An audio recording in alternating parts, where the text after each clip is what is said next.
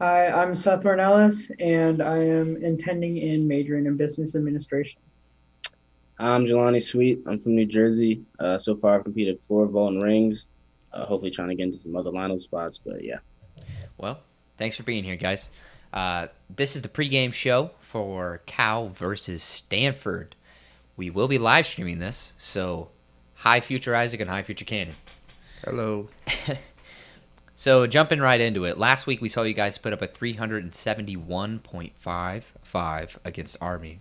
Good showing for you guys. Something that Caleb Rickard, we had talked to last week, he said you guys are really focused on hitting clean sets, really focused on that execution. Is that goal going to be continuing for this weekend? yeah. But I think we actually put up a 380 something. Uh, we need those 9 points back. But yeah, we definitely need to stay clean. I think we did a good job last week. Floor kind of started off a little slow, and we picked it up towards the middle of the meet. But yeah, it's definitely not our ceiling yet.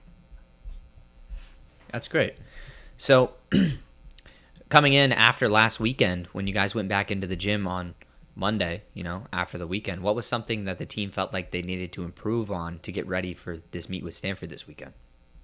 Um, the main thing was definitely sticking our dismounts at the end of the routine. I think we could gain so many more points back by just our landings because we were focused on being clean, and I think we did a great job of improving on that. But the next step is to minimize deduction wherever we can, and right now that's dismounts. All right, Yeah. nice. You guys were really focused on the cleanliness, and it really showed. Your execution score is very high in comparison to the rest of the country, but in start value, you guys are lacking just ever so slightly. Where can we see some upgrades this weekend, or where can we see some upgrades down the road? Yeah, so I think the thing with us being a pretty young team is we have a lot of room to grow just in general. We put up pretty young lineups in general. We don't have any seniors this year. So I think rings is definitely somewhere where we need to add some difficulty, add some strength moves. Vault, we need to have more 5-2 vaults, and we need to hit our vaults more consistently. Uh, yeah, I feel like pommel and floor were pretty much, we can obviously get a little bit better in terms of difficulty, but we feel pretty comfortable there, just hitting more clean sets, and then P bars and high bar again, just adding difficulty and cleanliness and staying clean while we add the difficulty. Yeah, that's really important for you guys. So I want to highlight your guys' Pommel squad. Against Army, you guys had to put up a 61.4, which is by all means not a low score, but low in comparison after watching the guys, the caliber of routines that you guys are doing. Um, what can we expect from your Pommel squad this weekend, and how are you guys looking to improve upon that 61.4? I think the big thing is just starting off strong. I think last meet, our first two teams were a little rough, so our energy wasn't as high. But if we start off strong and stay calm and just focus on hitting, I think it'll carry on our energy throughout the rest of the lineup. And I think it'll definitely start to show what we can do on Pommel to raise that 61. Yeah, I think they might need to slide me into the lineup too. And you know how my pommel skills have improved, and I think you know where I'm at pommel. So All right, nice man. So just looking at your ring squad, what's up with this back lever? So we talked to Caleb Rickard about it, um, and he just basically just said it's an easy B. What do you guys think about this back lever? I mean, as someone who's been in the rings lineup, obviously we don't have the hardest routines. We don't have the most difficulty. We don't have a lot of strength skills. So yeah, I mean the goal's really just been hitting clean sets, and we kind of got to get tens wherever we can. I mean, like me personally, I'm not sure I think I count a couple of A's for my 10 skills. So we need some clean, just easy skills you can just put in the set and do well. So Yeah, I think another part to that is obviously our focus of staying clean, and that's come with taking out a few skills. And we want to make sure that all of our routines have 10 skills. And back lever is obviously an easy B that we could put in that can get us to that 10 skill and not waste energy throughout the routine so that we could stay clean through all of it. Yeah, it seems like at Cal you guys are really focused on doing smart and clean gymnastics, and it's paid off. But Seth, I have a question for you individually. just because I know Jelani has not competed parallel bars yet. So Seth, against Army, you guys you took home third place, and you guys for the Cal team had rounded out the top four scores. So can you talk a little bit about the training parallel bars wise, and I guess the mentality heading into every meet for the parallel bar squad? For parallel bars, our main focus always is just hit all of our holds. I think that's the easiest way to lose any sort of tense is just not holding handstands long enough, not holding L holds. And holding our handstands gives us a lot of time to breathe and focus and make sure that we're hitting the rest of our routine confidently and not rushing through it. So I think our mentality is just don't rush, make sure we hit all of our holds and keep the energy up. I think that's what really pushed our P bars lineup to the limit last competition is keeping the energy up for all of the guys. All right, so you guys are both freshmen on the team, and Jelani, you have you have a pretty big fan base in our chat. Seth, I haven't seen your parents or anybody from your family come through and come see the live stream, but I want to ask you guys, how have you guys adjusted to the Cal team and the new environment for you guys? Maybe it's good to hear from another parent or another family members hearing that their son is out there doing well and they're really enjoying it. So what do you guys think about the new environment? Yeah, I mean, definitely, especially this year, things are really crazy. So, especially also with how many freshmen we have, it's been really inviting, just upperclassmen, the people who've been here before, the returners, trying to putting us up to speed and helping us adjust pretty comfortably. I feel pretty comfortable around all my teammates. Obviously, we live together, we train together, and everything. So, the adjustment is definitely was hard, especially last week going into Haas was different than our home gym, and at this point we might have gone to Stanford or gone to other meets or other places or other venues or whatnot. But just taking it day by day and not letting some of the things overwhelm us.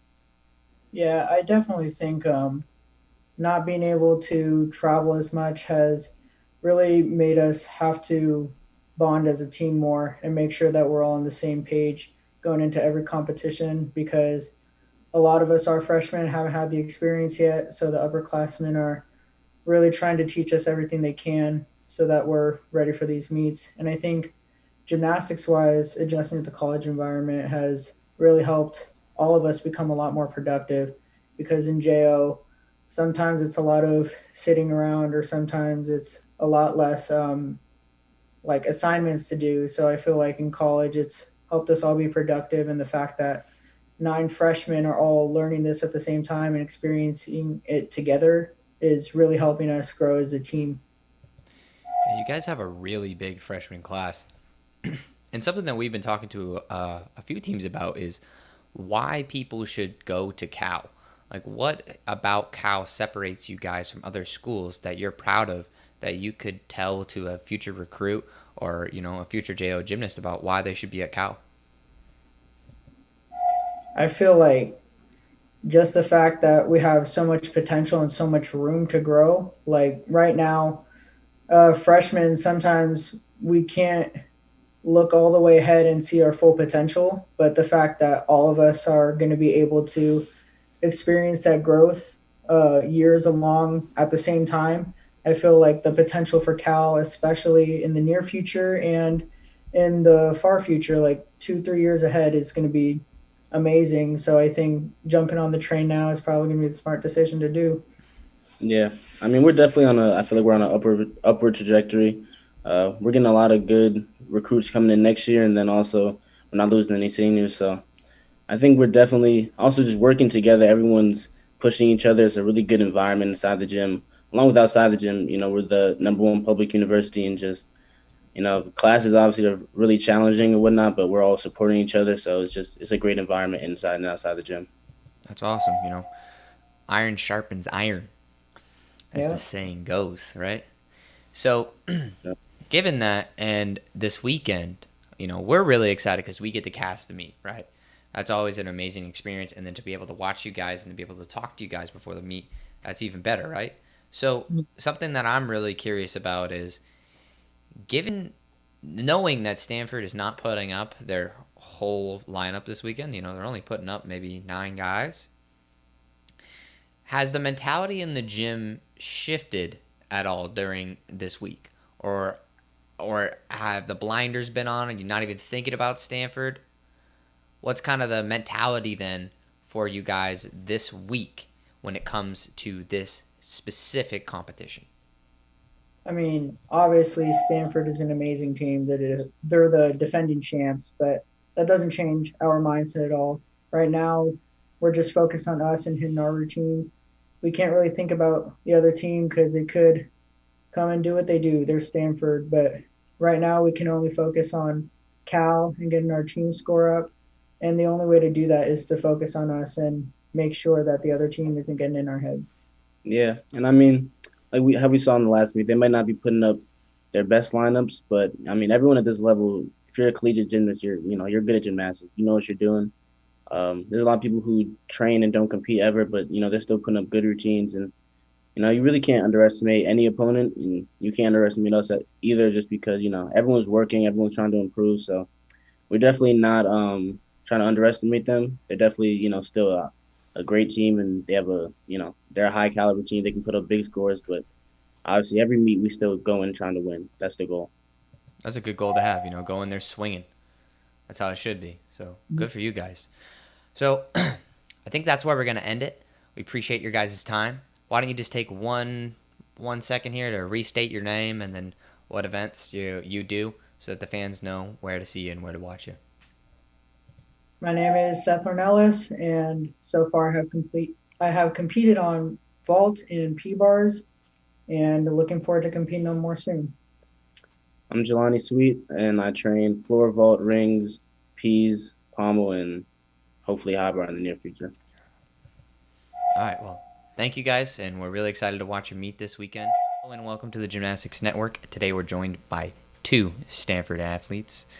This is for their pregame show for their meet this weekend against Cal, which we're going to be live streaming. Probably going to play this during the live stream. So, hello, live Isaac and Gannon. It's nice to see you guys. What's up, guys? So, like I said, it's against Cal Saturday, 7 p.m. Eastern. We'll be streaming. Today we're joined by Matt Zott and Blake Wilson. Why don't you guys introduce yourselves? Hey, I'm Matt, current junior on the team. And I'm Blake, also junior on the team. Happy to be here. Thanks for having us. Yeah, no problem. It's great to have more guys. Yeah, thank you. So, just to kind of get a little bit more background information, what gyms are you guys from? What was your JO experience like? Yes, I'll start that one off. I went to Prairie Gymnastics Club in Batavia, Illinois. And also my teammate, Curran, he's been my teammate since, age 5. He went there as well. So it was just sort of us two, and now we're here. But yeah, I'm from Sega Gymnastics. It's in Southern California, coached by Adam Lomax my whole career. So a big Region 1 guy, big California guy. So happy to still be in the Region 1 area. Yeah, I'm from the Region 1 as well, so I know all about it, man. It's the place to be. Yeah, go Region 7. Nah. I'm down with 7. So, the thing that we wanted to talk to you guys about is, for this weekend, we saw last weekend you guys put up around 9 guys, and then with Bittner going down, you only had 8 guys out on the floor. Are we going to see a jump from that from Wednesday with the meet on William and Mary, or is it going to be the same exact lineup? So right now we're a little bit unsure with Andrew's health and stuff, because he went down. It looked pretty serious with his knee. So it's not looking too good for him to compete this weekend, but you never know. They haven't gotten any MRI results or anything yet. And then also we're hoping to maybe bring Riley Luce, one of the sophomores on the team. We're hoping to bring him down from Sacramento for this weekend. But he's got to go through a lot of testing protocols and stuff, so that's sort of still in the works. But as of now, yeah, we're looking to stick with the 9 guys we had or 8 guys for this weekend, barring any changes. Yeah, and that'll probably be the same until about Winter Cup. Those 6 guys are training in Houston right now, getting ready for Winter Cup. So this is the team for a couple weeks. So, can you talk more about Stanford's decision to not compete some guys in preparation to Winter Cup? We had Riley on the live stream, and I didn't know that you guys were even considering competing. From my understanding, in the live stream, he was just gonna be competing at Winter Cup. So, I guess some of the viewers want to know that decision to not compete. Some guys. Yeah, so right now, Stanford's protocol is once you get on campus, you have a complete 10-day quarantine. Like you're basically, in your dorm. That's it. No training, no anything. So if the Winter Cup guys were to do that right now, that's 10 days no training, and it probably, really deter their preparation for Winter Cup. So as a team, we've decided that the Winter Cup guys are going to stay in Houston, and we're sticking with, the 9 that we have here. All right, nice. Um, so just looking ahead, I saw that you guys had a little bit of a struggle on P bars, where you guys actually only competed like one guy or two guys. Can you talk more about that from this past weekend? Yeah, so, after Bitter went down, we knew we weren't going to have a team score because we only had 5 guys, ready on each event. And then, a couple guys were nursing some injuries that, nothing major, but since we weren't going to put up a team score, we decided not to push it on Wednesday and just focus more on this weekend. So I was in the P-bar lineup, but we decided just to, do floor ball and high bar and not push P-bars, and just, further prep for this weekend because, like I said, we had the 10-day quarantine that ended last Wednesday. So we've only had 5 or 6 real days of training prior to the competition against William and Mary. So yeah, that was kind of just a game time decision to prep for this weekend. Yeah, we get that, and keeping the athletes safe is definitely one of the biggest parts about coaching and having a team. You want to make sure that all of your guys are in good shape for the end of the season, which is when it's important, right? So why then was the decision made to do rings over the pit? Because during the live stream we were like, well, it's for safety, right? Like that was kind of the major goal, but we weren't there. We weren't on the floor. We didn't understand what was going on. So was that kind of the reasoning behind that? You guys are prioritizing safety? Yeah, absolutely. Same with high bar. Tom, our coach, he really wanted to emphasize safety for this meet because in a regular year we'll report in September. We'll have 4 or 5 months of training before we put it on hard, and then we'll be ready for season. But with the craziness this year, we had 1 week of prep after a 10-day quarantine, and even before that, a lot of guys had very inconsistent training. So the main goal for last Wednesday's meet was just stay safe. Whether it be soft landings, putting mats on the floor for tumbling, whatever it may be. But the goal was to get out of that meet as safe as possible. And with Biddy going down, I guess that was an example of how dangerous it could have been had we gone on over hard landings and stuff. Yeah. Yeah. Quick question. So I'm hearing from you guys, and I heard from Riley that you guys just recently got back into your gym, and I want to know what that atmosphere has been like. You guys have been away for so long. What's it like? Seeing your friends again and being able to train in your gym.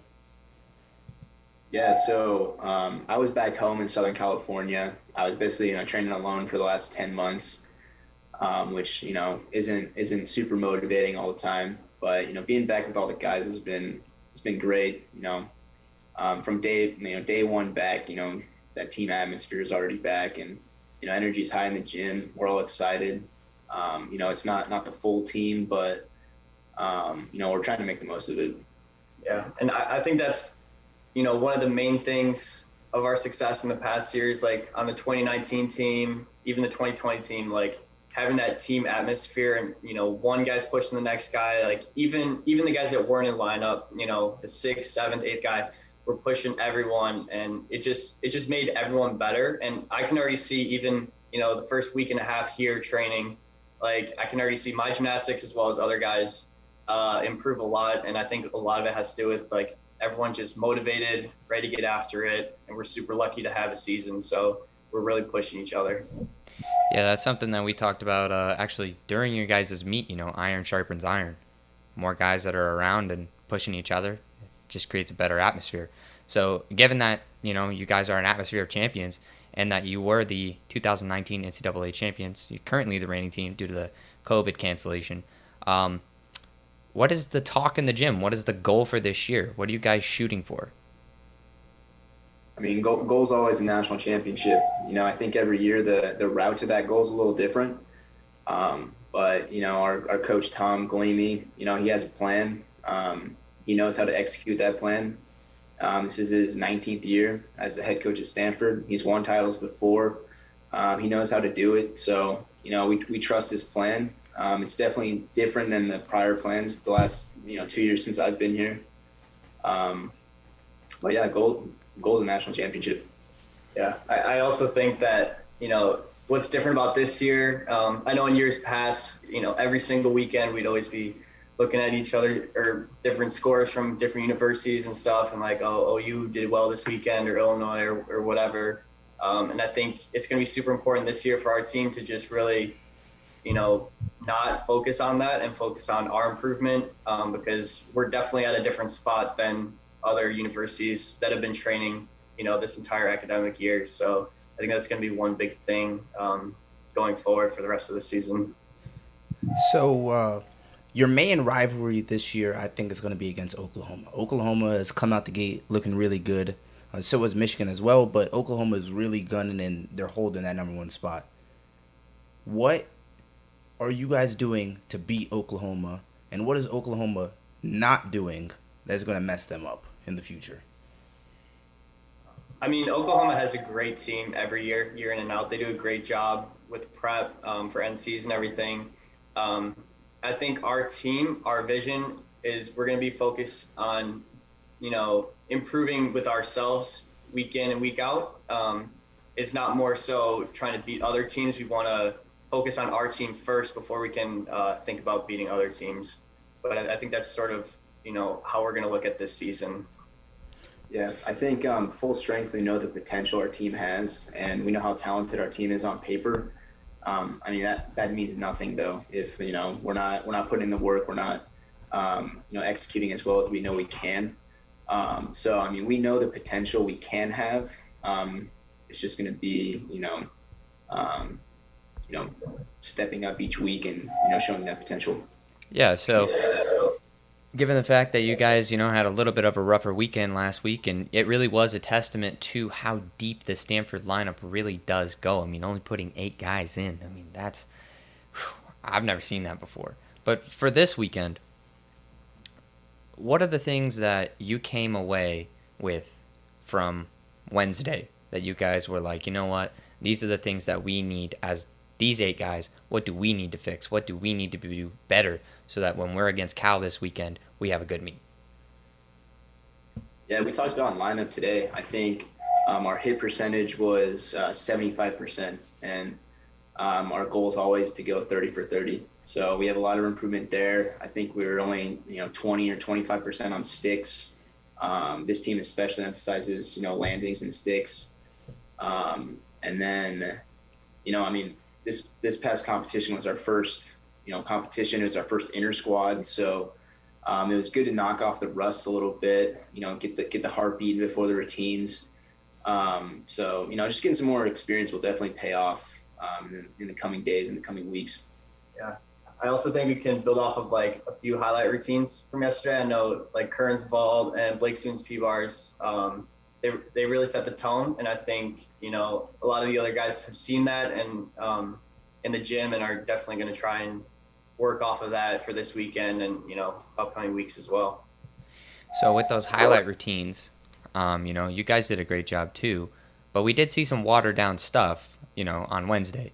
So just I would say for each one of you, go one by one and just kind of what are you going to be doing this weekend? Like, what can we see you on as we're watching the meet? How can we make sure that we spot the two of you? Yeah, definitely. So I'll be doing horse and rings this weekend as well, just like on Wednesday. And I'm hoping to, work on consistency with the base set that I have now. It's definitely not, the most difficult set that I've ever done, but The way that we're gonna have to start competing twice a week now to keep up with everyone. It's gonna be tough getting like upgrades in and stuff. So we're really gonna focus on execution, but we're definitely gonna have to push those start values.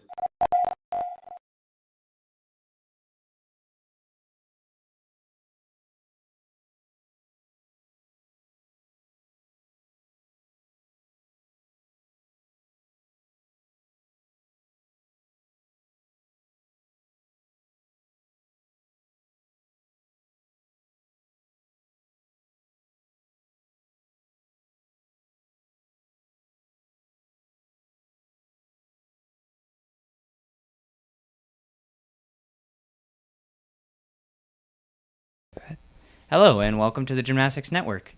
We're really excited. We're joined by some awesome guests today, and this is Zach Martin up on the floor. We're here with Jordan Alexandrov and Akash Modi and Ian Gunter. Why don't you guys take a second to introduce yourselves as our casters today? My name is Jordan Alexandrov. I'm a Cal alum. I graduated 2019. My last year on the team was 2018. Had 4 wonderful years, lots of good memories, and I'm currently still competing internationally for my home country, Bulgaria. Oh, thanks for being here, man. It means the world to have somebody of your caliber here, as well as why don't you guys go and introduce yourselves for the Stanford team here? Yeah, hi, I'm Ian Gunther. Thank you everyone for tuning in. I'm a junior currently on the Stanford's team. I'm currently training for Winter Cup and plan to join the team back competing after Winter Cup is over, starting in March. And I'm Akash Modi. I actually finished my time on the team at Stanford in 2017. Graduated my undergrad in 18 and finished my master's in 19. Still training towards making the Olympic team this summer. All right, nice. So we're happy to have you guys. Yeah, thanks for having us. Just for the viewers, they're going to be helping us commentate, giving us a little bit of insights on their team, some of the mindset, and some of the other things going on. But one of the things I wanted to mention that I forgot to mention last stream is that for Stanford versus William and Mary was the first time that there was an all-women's judges panel. Very good. Yeah, so gymnastics is definitely making some strides in the right direction. Equality, especially between the genders as well. So definitely wanted to mention that as well. And we're also looking for some more engagement in the chat. So if you guys have any questions, just shoot us some questions. Shoot Akash some questions. Shoot Jordan some questions. Shoot Ian some questions. And we're going to have a good time during this live stream. So thank you guys for being here. Yeah, I'm excited. It should be a good meet. Yeah, definitely. Thanks for having us. Yeah. What's interesting about this meet is that Stanford isn't competing that many guys. They're only competing like 8, 9, or 10 guys. We talked about it a little bit during the interview, but yeah. What do you guys think about that? What do you guys think about their decision to still compete? I definitely think it's important to get meets under your belt, even when you don't have the full team, just to get that experience. And I guess it's necessary to hit the minimum amount of meets to qualify to NCAAs. I think this is also a great opportunity for some of the 5th or 6th guys in the lineup to go out there and be on the floor doing what they're capable of, and maybe showing that they should be in the lineup when the full team is back together. Yeah. So it seems like a lot of the guys going to Winter Cup are some of the more seasoned guys on the team, and some of the more I guess established competitors. They have a little bit more of an established place in the lineup. So yeah, it's going to be really interesting to see where some of these other guys fit in, because none of the guys are bad by any means. Mm-hmm. Nobody on either team is bad. Some of them are just freshmen, and some of them are just not competing for Winter Cup. Like Kern Phillips, and I think Riley's in lineup. And it's going to be nice to see Stanford be able to pull off a full lineup of 5 guys, because they were able to get Riley back, barring the whole COVID situation. which is going to be nice. Yeah, I think beginning of the season we always do the 6-up 5 count, and it usually is like a time to I guess have a little bit of safety there with the drop routine. But it'll be interesting to see. Maybe last meet with William and Mary, we knew we weren't going to have a full team score, so there was less pressure. But today, every routine counts, so the pressure is on for these guys. Yeah. So, when we talked to Cal seemed like they weren't too worried. They seemed like they knew that there was pressure and they knew Stanford was a good team. They weren't counting anybody out, but they just didn't seem super worried. And in my eyes, I think that's a mistake. I think Stanford has so many different weapons on their team that it's just they can compete any type of lineup and score well, regardless of who's in front of them. Stanford is known for rising to the occasion. So it's just going to be insane to see what they do, because I think it's going to be really close meet. I think so. I don't know if they were like, the worriedness. A lot of that just comes from the fact that Cal and Stanford compete like basically 4 times a year against each other. So yeah, kind of just like a fun, friendly meet intra-squad sort of thing. Even if it does end up being very close, which I think it will today. It's still fun. We kind of know each other and are almost teammates. Yeah, that's really interesting that Cal competes against Stanford so frequently. Jordan, is there anything you want to talk about like, I guess, the frequency of competitions between Stanford and what's that like? Yeah, definitely. Over the 4 years that I was in college, we probably competed against Stanford like at least, like you said, 4 to 5 times each season. Sometimes back to back, even like three in a row. So, like Akash said, I think it's the 2 teams have gotten really close, and not that they don't feel the competition, but they just feel like teammates and really comfortable around each other. There's not that much like obviously tension. Obviously, it's a huge rivalry, but I think over the past couple of years, we've just gotten really close as friends and opponents. Yeah, that's what gymnastics is about. It's a very big family sport. I think there's no malice towards anybody or anyone or any team. And Cal and Stanford, you guys could keep talking about it. Just about that whole dynamic about being the 2 California teams, both teams out west. You guys compete against each other all the time. You guys have to have a bunch of great stories of just hanging out when there wasn't COVID, and some great meet stories.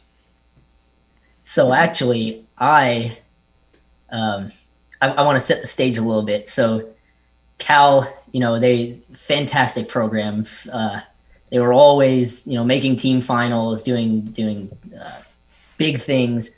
Unfortunately, their program was told that they were going to get cut early on last decade, and they've been pushing really hard, and they've really made a big comeback from that pretty devastating day. So I think my freshman year was the year after Cal was notified that they were going to get cut, and so they were still a very good team. And they still had the big talent that they had from the few years back when they were, I think, 3rd at NCAAs. And so Stanford had actually had a winning streak against Cal, I think, for 3 or 4 years at that point. And we are going into the Stanford Open my freshman year. We're doing very well, good meet. Cal is doing very well. We're all hitting routines. I'm up on parallel bars, and I go glide kip to L, press handstand, drop for a peach, right hand slips. My head is bashed open against the upright of the parallel. And I remember that. Yeah, right? I get up and I'm thinking, oh man, this kind of hurt, but I don't feel too bad. And then the guy behind me is like, get down. You are bleeding like crazy out of the back of your head. And so I was like, okay, I guess I'm out of the meet. But we were going 5-up 5 count on high bar. We only had 5 guys because of some injuries. And so, we needed to put up a fifth guy. Nobody was ready. And so one of the guys from my class, Andrew Mashowick, he just said, you know what? I've done some basics on high bar in the last few months. I'll do it. He went to the back gym, put on his grips, and went out, hit a high bar set. Was not enough to beat Cal, but he did a great high bar set. We still love him for it. And that is the last time Cal has beaten Stanford. So I think Stanford should be a little scared today. Jordan, were you on that team? No, I remember this moment. I remember it perfectly because I was a senior in high school, so I was getting recruited, and I had already found out that I committed to Cal. So it was actually really promising to see that it was so long the last time that Cal beat Stanford, and to witness it was actually like a really cool thing to witness live. So it really motivated me, obviously, because I was a senior in high school, to start with the program the following year. So unfortunately, it was a kind of like a very strange way to win, but good thing is that Akash is good now. It was a scary fall. Yeah, that's insane. Yeah, there should be a little bit of pressure on Stanford to not let that happen again, to continue the 7-year streak or however long. But I think it's really important to point out that having so many meets with Stanford has been helping, I think, Cal a lot, because they're at such a high level, and they have been over the past couple of years, that it's really like the Cal program can just see where they're going and how they have been progressing. So I think it's a plus for both programs, because there's always going to be constant competition. So yeah, that's just insane that Stanford has gone on a 7-year tear against Cal. Just for the culture, I'd like to see Cal pull this one out. I hope they get this one done. There's definitely a lot of talent going today, so it's going to be close. It is. Yeah. And, I mean, let's hope for a close competition. So it's going to be exciting. I hope both teams put up some good scores, and honestly, it's going to be exciting, I think. Yeah, the gymnastics is looking great so far. I'm seeing a lot of definitely landings, maybe just 1/10 hops on a lot of this. So yeah, we're in for a good meet. Yep, Cal's last meet, they got 380.7 at competing against Army, and I heard that I think Stanford is shooting for around there, so I think it's going to be close with Riley Luce competing, filling out the spots on the team. So yes, Cal is looking really good. They watered down the routines a little bit this year, and they have hit everything. Stuck landings, clean landings, clean lines, it's looked really good.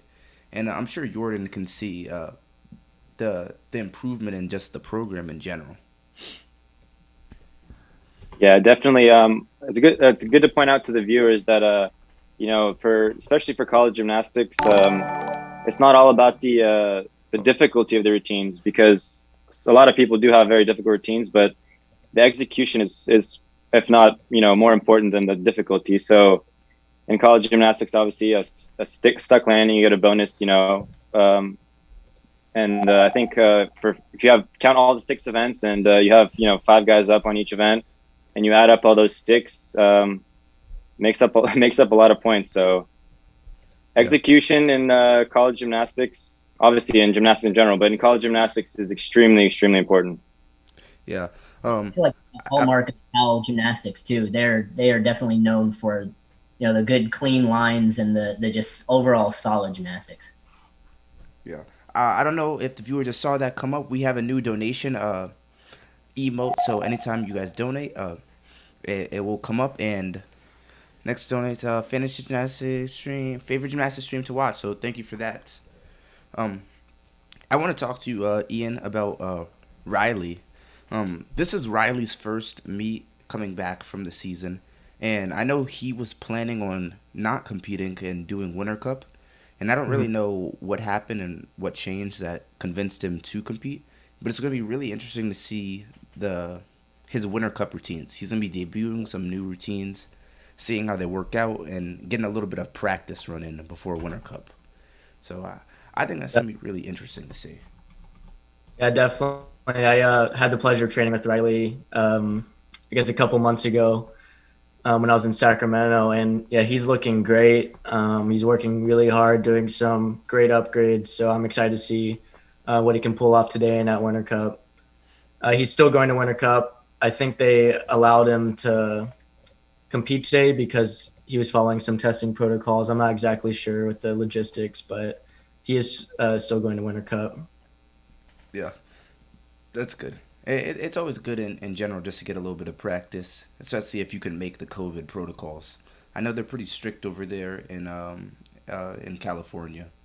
I'm sure Cal had to deal with the same stuff. So you know, but just we've been talking a little bit about the outsides. And let's look a little bit about the gymnastics. Uh, we have had 4 guys go up on each team. Those 4 guys have been from California: Aiden Gusty, Colin Cunane, Caleb Rickard, and Noah Neufeld. And the 4 guys that have went up for Stanford have been Zach Martin, Brandon Nguyen, Riley Luce, and Blake Wilson. So now we're going to look at our last 2 scores. This one is Chris Osgood. So how's Chris like as a person? Chris is probably the smartest guy I know. He's doing astro engineering, and if you have a problem with your homework, if it's computer science or physics, math, whatever it is, you go to Chris for help.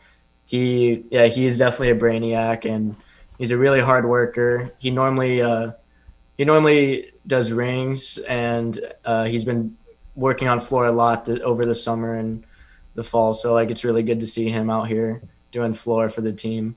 But yeah, I would just say Chris, really smart guy, really hard worker. It's really good to have him as a teammate.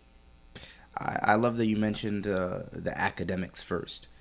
Clearly, Stanford takes a big precedence over the academics, and it's always nice to have that one teammate that's just ridiculously smart and knows everything for absolutely no reason. You said he's an aerospace aerospace engineer? Yes. And you said you could go to him for anything, It's absolutely ridiculous. That's like me and my roommates, but that's a whole nother story. But it's like he's picking up his routine a little more after that fall in the first pass. Yeah, it's an unfortunate fall, but he picked it up pretty nice. He got some sticks in there, and it was some nice clean lines. So, it's all right. Luckily for Stanford, they're actually going to be competing 6 guys on floor. So, hopefully they can drop that score, and Curran Phillips could come through as the big anchor as we kick it back to Cal. Curran did warn me he's going to do a huge routine on floor today, so be ready for it. Really? No.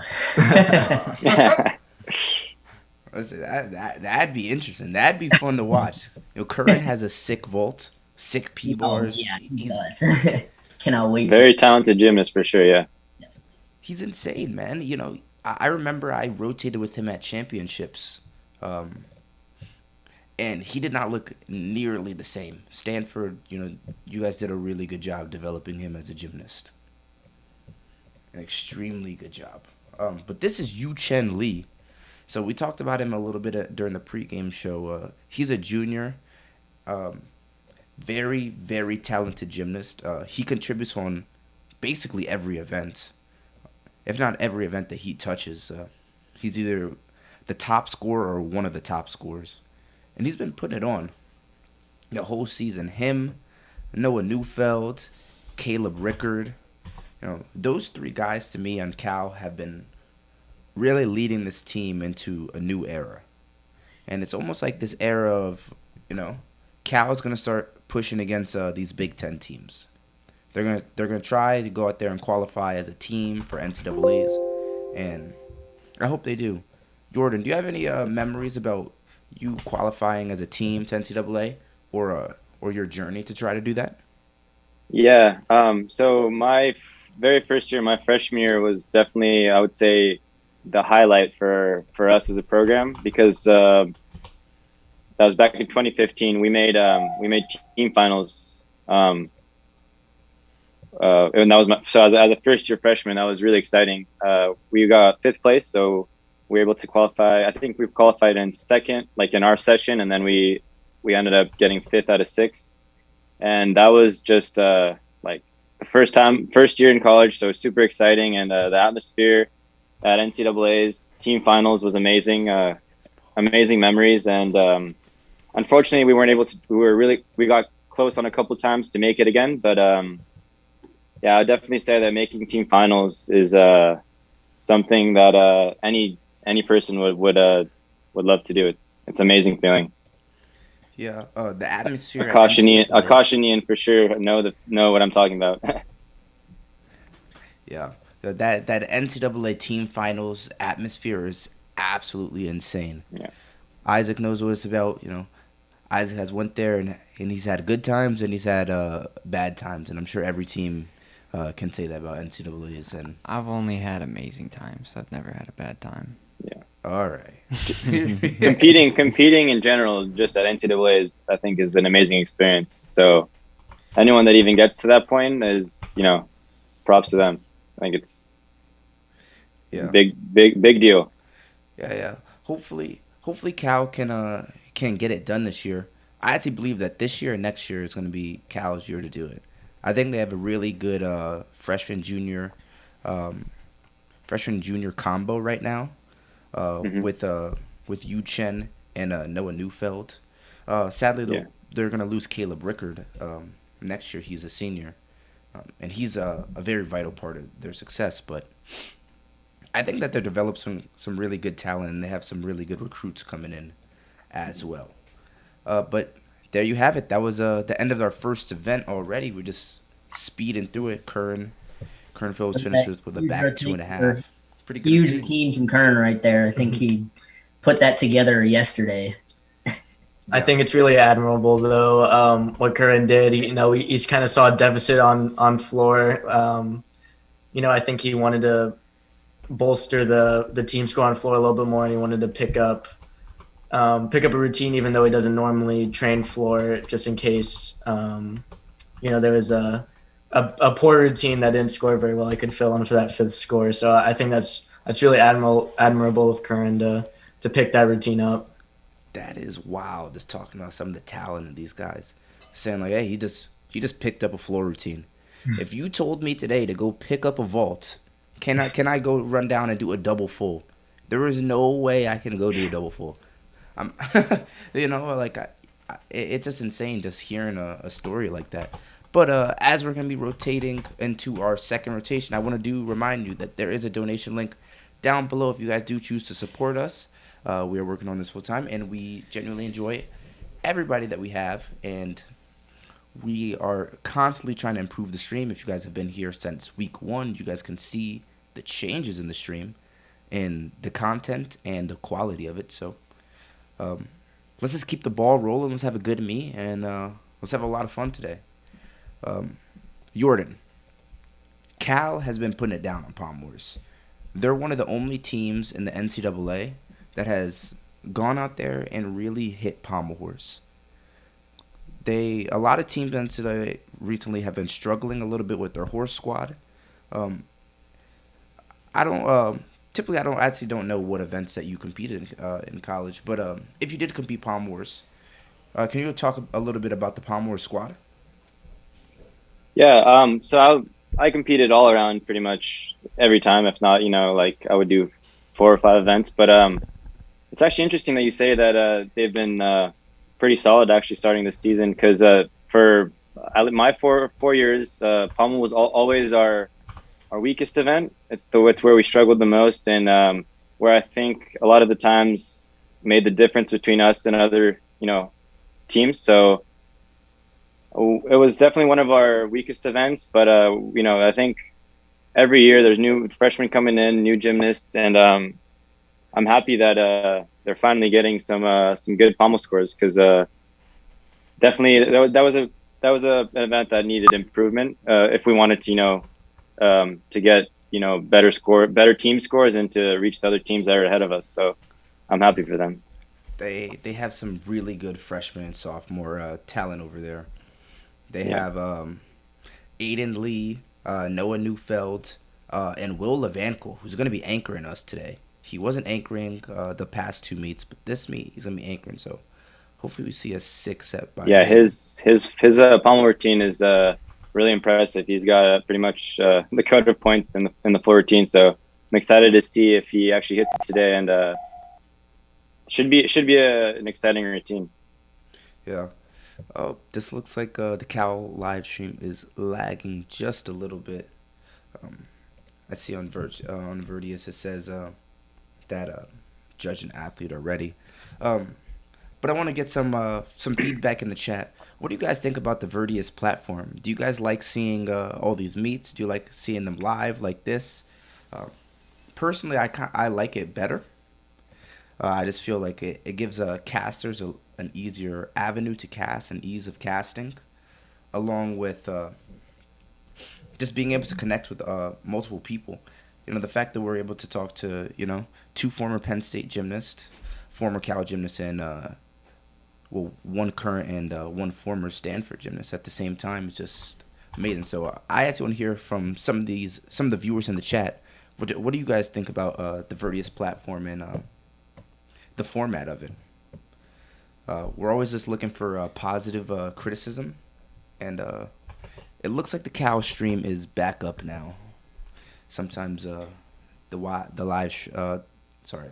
Wi-Fi does that over there at Cal. I don't know what's happening over there, Jordan. You're gonna have to tell me a little about that. I'm not quite sure. Sorry to interject, but I think Colt in the chat is asking if the live results are going to be updated up on the top of the screen. Yeah, we're working on that. Okay. Yeah, we're working on it. Okay, sounds good. All right. Yeah, new donation just came in, so thank you for that. Thank you guys for putting all the effort in on the live stream and the new videos every week. Thank you guys. We really appreciate that. It's being judged. Where are the scores at? So we're also working on getting the scores up. Where it says next up at the bottom, we're supposed to be able to view the scores and the gymnasts that just competed in real time. So just waiting a little bit on that. What handsome Stanford commenters. Yeah. Ian, I agree. Ian and Akash, very handsome gymnasts right there, man. Well, I mean, one of the commentators. I don't know about the other. Yeah, Ian, I don't know about you, man. It's tough being next to Akash. Yeah. But we're gonna be looking at Matt Zott. We had him on the interview for the pregame show today, and he's looking to do some big things this season. Anything you want to say about Matt Zott, Ian, while he's going? Definitely. Matt was actually my roommate last year. Matt is obviously everyone on the team is an extremely hard worker, but Matt just has that fire, I think, in his soul that he wants to be the best he can be for the team and just do whatever it takes to make the lineups and to be a top member on the team. And it's just something that's really nice. I think he just did a great routine from what I saw, but it's really great to see. It's really inspiring to be alongside a team member who you see is working so hard to be a contributing member of the team. It's just great to live with him too and be his roommate, because that energy just is in everything that he does. It carries, yeah. That hard work and energy, it carries in all aspects of your life. So I'm sure he's a very smart guy, and he's definitely a good gymnast. You just saw that pretty nice routine. He had a nice save on the dismount there. He was leaning a little bit, but he pulled it around, putting the team on his back for the first score up. Colin Cunnane that went first for Cal, he got an 11.3, and we were waiting on that Matt Zott score from Stanford. Now we're going to be looking at senior captain Caleb Rickard. Caleb we also had for an interview and a pregame show actually last week. Did an amazing 2.5 on vault. Jordan, so you were on the team when Caleb was on the team then, correct? When you were a senior, he was a freshman? No, so the the year that I finished my 4 years, he was a freshman, so so it was my first year out. But I was able to see him train, and definitely a really hardworking guy. He's specialties are definitely vault and high bar. He's got a really good routine on high bar, lots of difficulty, and looks like he's improving on the other events as well, which is really nice to see. He's on horse lineup, and he had unfortunately had a pretty rough injury. He had a shoulder surgery. I think it was last year or the end of the year before that. So it's really impressive to see him back, in more than a couple lineups. So it's good to see that. Gotta love those injury stories. Everybody has It's one. tough.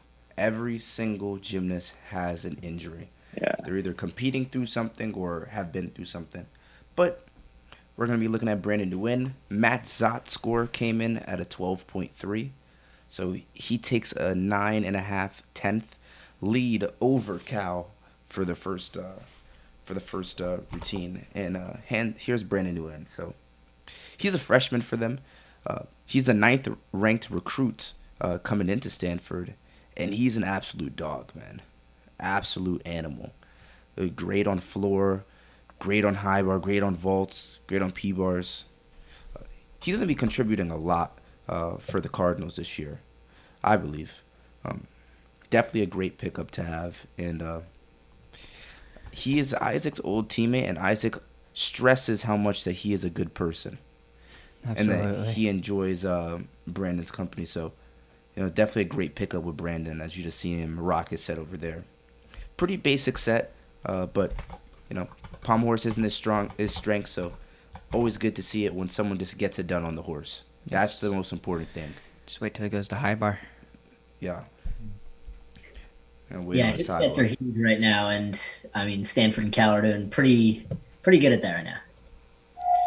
Yeah, man, I told you about that Cal Pommel team. I don't want to jinx it. Every time I talk about them, it seems something always goes wrong. So I don't want to jinx it here. Here's Kyle Abe. Here he goes, gearing up. Nice amplitude of that scissor right there. Of that one as well. Kyle is not necessarily a pommel horse guy, but he had been getting it done in the previous weeks. You saw him just fall off on a full keer, a very difficult skill where you turn your wrist the opposite way and try to rotate on a 360 degrees on one pommel with one arm.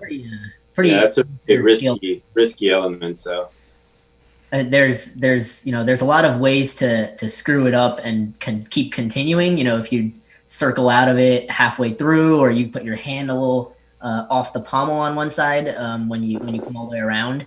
But the code of points, like the gymnastics rule book, doesn't really help you out with that. The skill is valued at an E, but if you screw up and you put the hand on the side of the pommel, or you just make it halfway, you get an A or a B. Or no credit. Or no credit. So it's not. I feel like the rules don't really help you there. You can do the full 360 and put your hand in the wrong spot, and it's no credit. Pretty sure. From what I've heard, I tried to train the skill in this past summer. From what I heard that it's not too difficult to make. I heard it's difficult to compete and to do consistently. Is that true? Definitely. Yeah, it's just one circle. It's just a very, very hard circle. Yeah.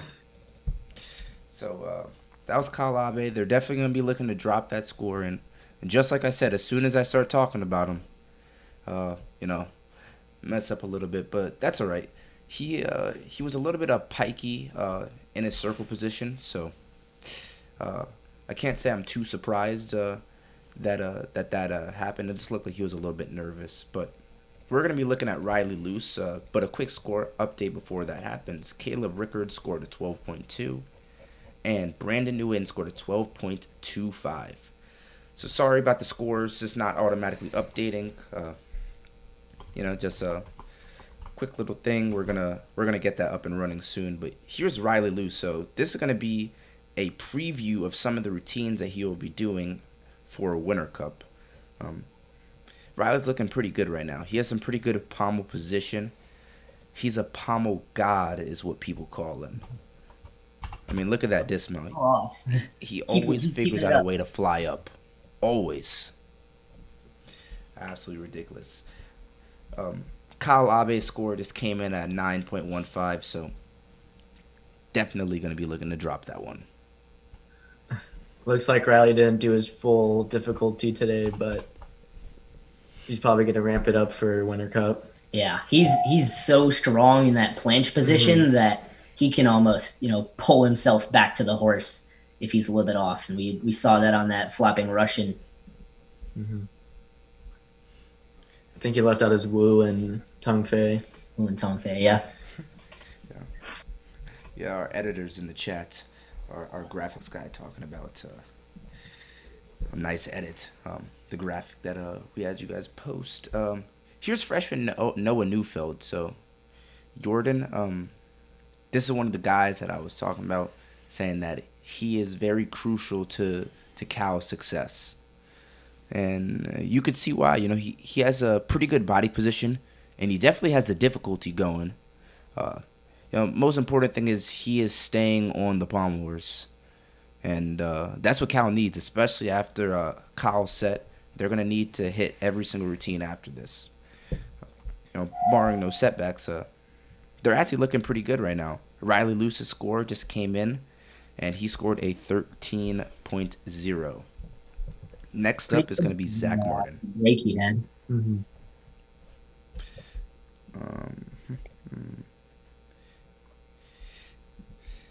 So, Akash, did you minor in computer science? Yeah, I'm seeing that in the chat. Josiah, thank you for telling everyone. I did, in fact, minor in computer science. I don't know that I could do much with the code on screen right now, though. Yeah, well, I think that's a little bit of an Isaac thing right now. That's just why Isaac's just a little bit quiet right now, but he is going to be joining us for the rest of the live stream. Do not worry.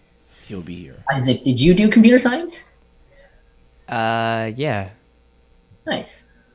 So, yeah, we had an awesome script planned. Just a little bit of a minor difficulty, but I'm gonna fix it. So that's computer science. Yeah. Yeah. The moment everything starts, everything breaks. One wrong character in a nice code just messes everything up. But there goes Zach Martin. Nice circle. Beautiful. Oh, he's having trouble there. Yeah. That's a shame. I hate when that happens in gymnastics, when it's just like nothing looks like it's going wrong, but in the gymnast's head it looks like everything feels like it's going wrong. His arms are probably tired.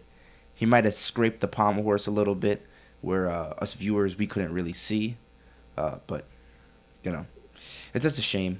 It's all right. We're gonna see him get up here and try to finish this routine up. I know Zach is very proficient on the vault. I didn't even know that he did pommel horse, actually. But all guys from my gym do pommel horse. Oh. EGA. Yeah, Zach Martin is from Elevate Gymnastics Academy. Same as Brandon Nguyen, Isaac Hammett, who's over here right next to me, and a couple other guys. I know Elevate Gymnastics Academy took in some guys over this quarantine. Ian, were you one of those? I was there for about a week, and Riley's been there for, I think, almost all of quarantine training. Yeah, so big ups to them helping out a college team, get some of their guys in. So shout out to Elevate Gymnastics Academy. They're doing some really good stuff there, and they're clearly bringing some talent in. Hey guys, sorry about that. My internet was something's off with the internet. All right, well, glad to have you back. We're looking at Aiden Lee right now. You missed Noah Neufeld. He, the freshman talent that I was talking about. He had a really nice routine. Scored a 13.05 against Zach Martin's 11.25. So nice little gain there for the Cal team. But as you just saw, Aiden Lee just sadly fell off. So he'll be getting back up shortly. And here he goes. So Got a nice elevated circle, and he's got those long lines. It looks really nice. Yeah. Stay on. yeah, he actually had been hitting his set up until now. I don't know what happened. And I talk about the Cal Pommel team. It's the caster's curse. Make sure you don't say anything about the Stanford team. Yeah. Definitely won't mention that. That was a great finish. That Magyar Savato to that Russian dismount. It was clean, elevated, swinging fast. It was good.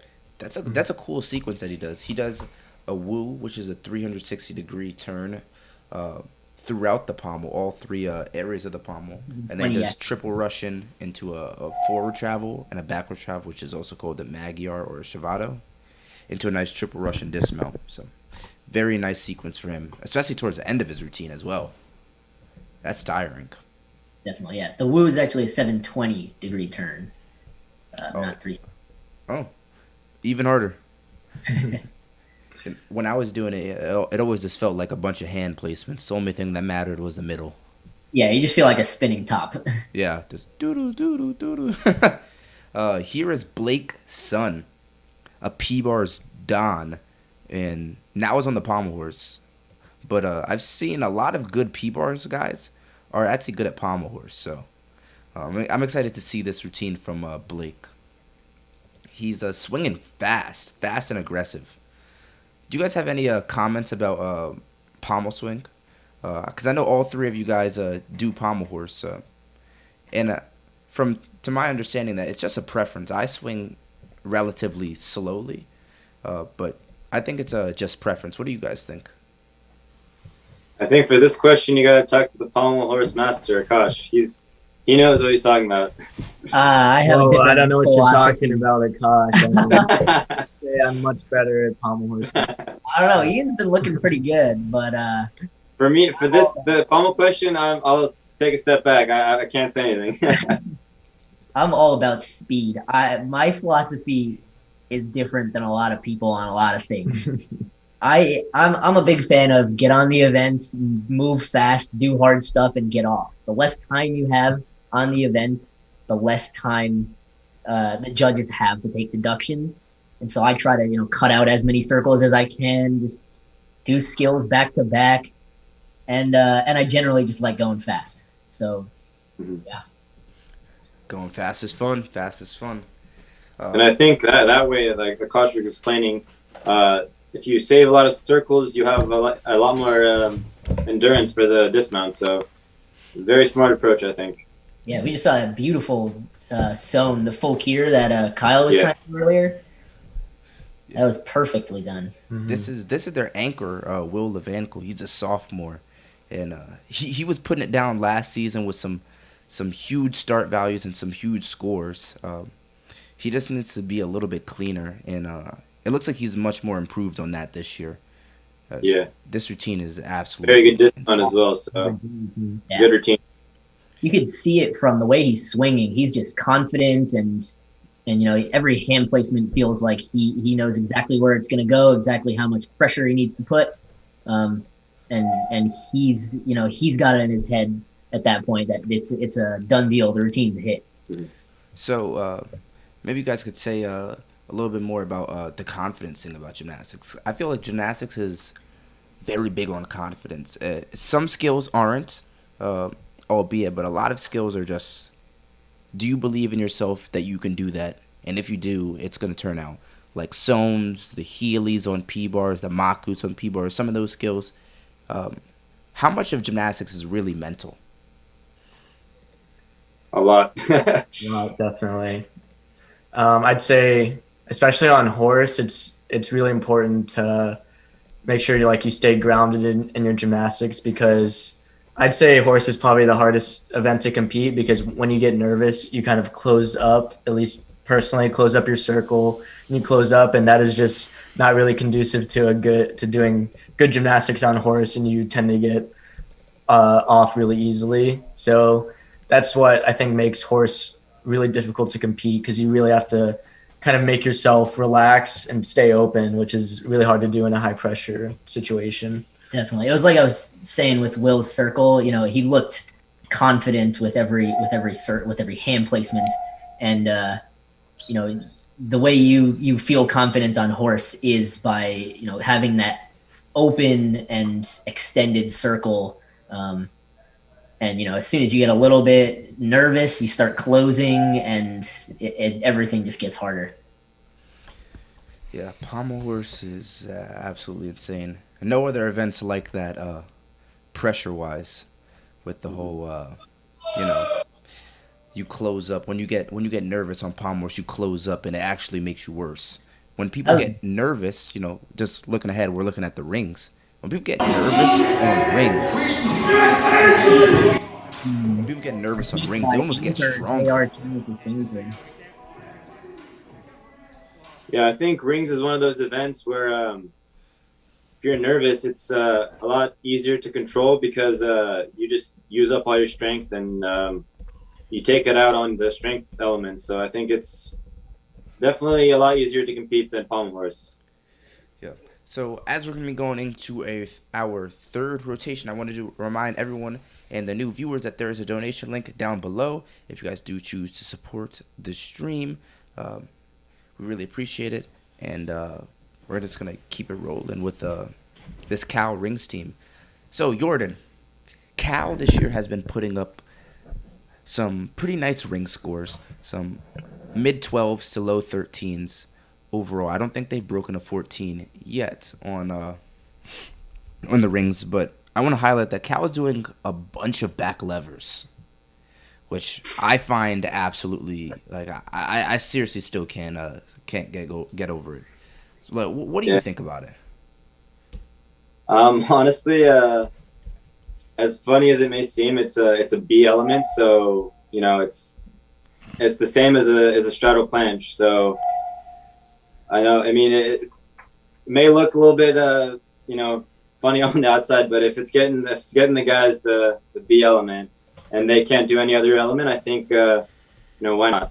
I personally am not a fan of I wouldn't do a back lever, but every gymnast has their own taste, so that's my view on that. Yeah, I didn't know it was a B.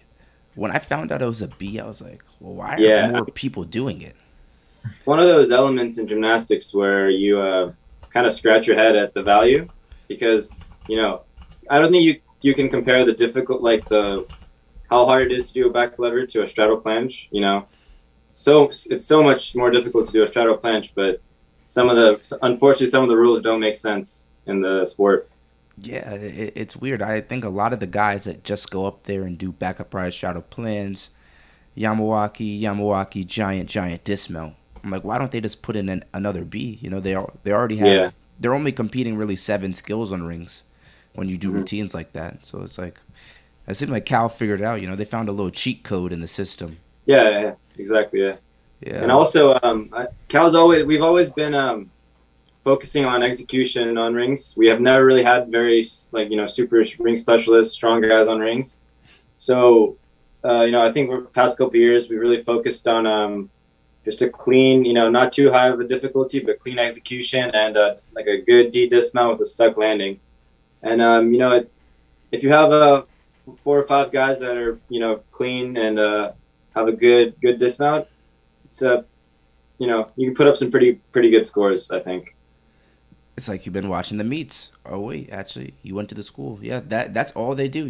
They do some relatively easier strength moves.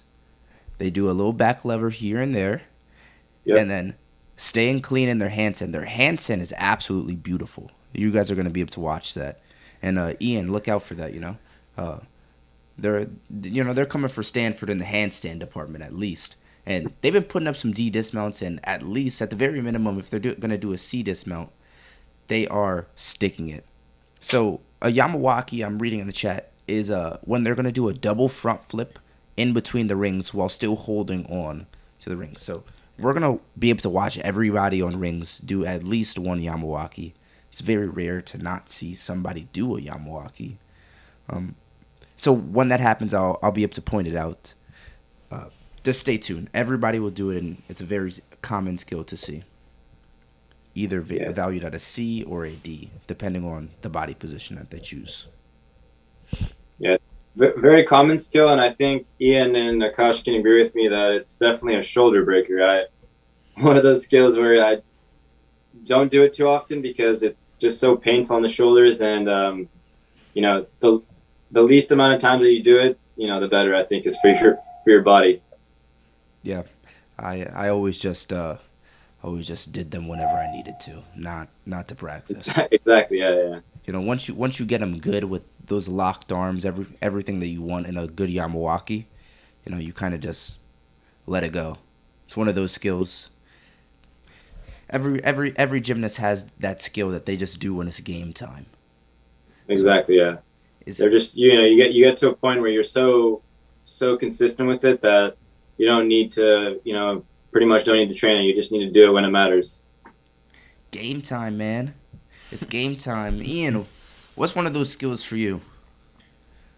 Well, we're under kind of strict warm-up protocol with our coaches at Stanford, so we normally have to warm up with a half and a half and do everything in our routine that we're gonna compete. I imagine we get more freedom once we're on the international level, like Akash. But recently, I've been struggling with some back pain, so I wouldn't really practice my in bar on high bar because compression would hurt, and I would kind of just do it when I would do routine. But I'm sure Akash has more to say on that.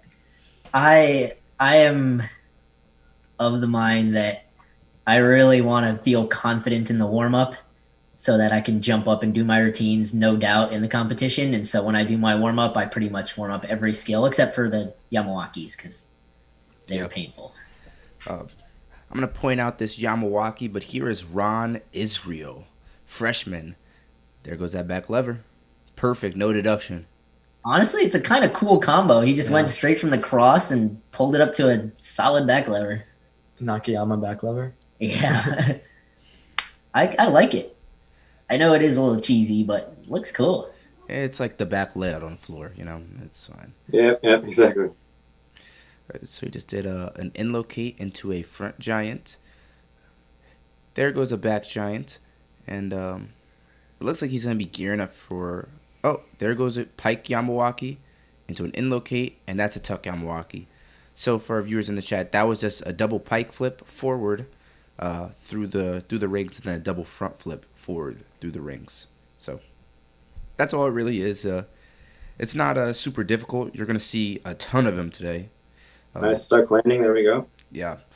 You just want to see no support while they're going through the rings in the Yamawaki skill, that double front flipping skill. I'll point it out when someone really goes above and beyond, and they shock the world with their Yamawakis, some really high floaty yamis. That's gonna be fun. Ron Israel, he had a pretty nice routine right there. Now we're gonna be looking at Chris Osgood.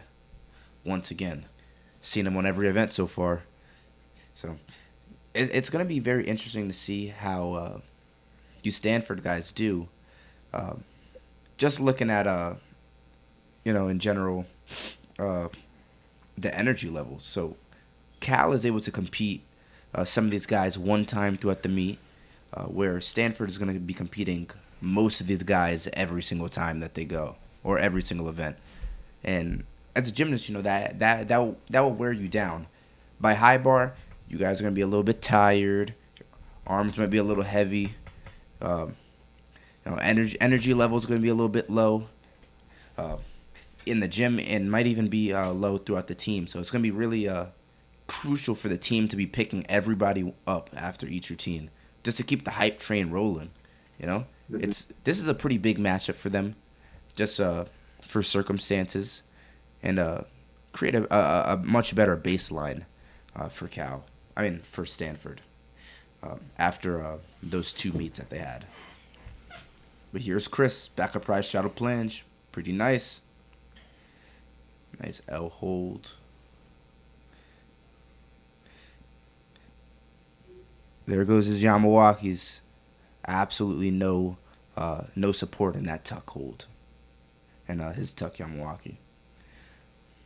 Some guys choose just to do a tuck Yamawaki because it's slightly easier. I don't know Chris's routine yet, but I'm assuming that that's what he's going to do because most people do not break up their Yamawakis. But he has a little bit of wavering handstand right here. Not really a good sign going into the dismount. And yeah, pretty nice half and half out. Wasn't able to get the stick. I usually say that the handstand is the best indicator of that. That a good handstand before a dismount equals a good dismount. And on all events too. So, yep, that was a pretty nice routine from Chris Osgood. Here is going to be Savion Pereira from Cal. Gearing up. When the scores come in, I will be sure to update you guys this time. I've been reading in the chat. Don't worry. I'm reading it. Sometimes we just get ahead of ourselves and forget to update. Ron Israel's score has just come in at a 12.0, and we're waiting on Chris Osgood's score. Here goes Savion Pereira.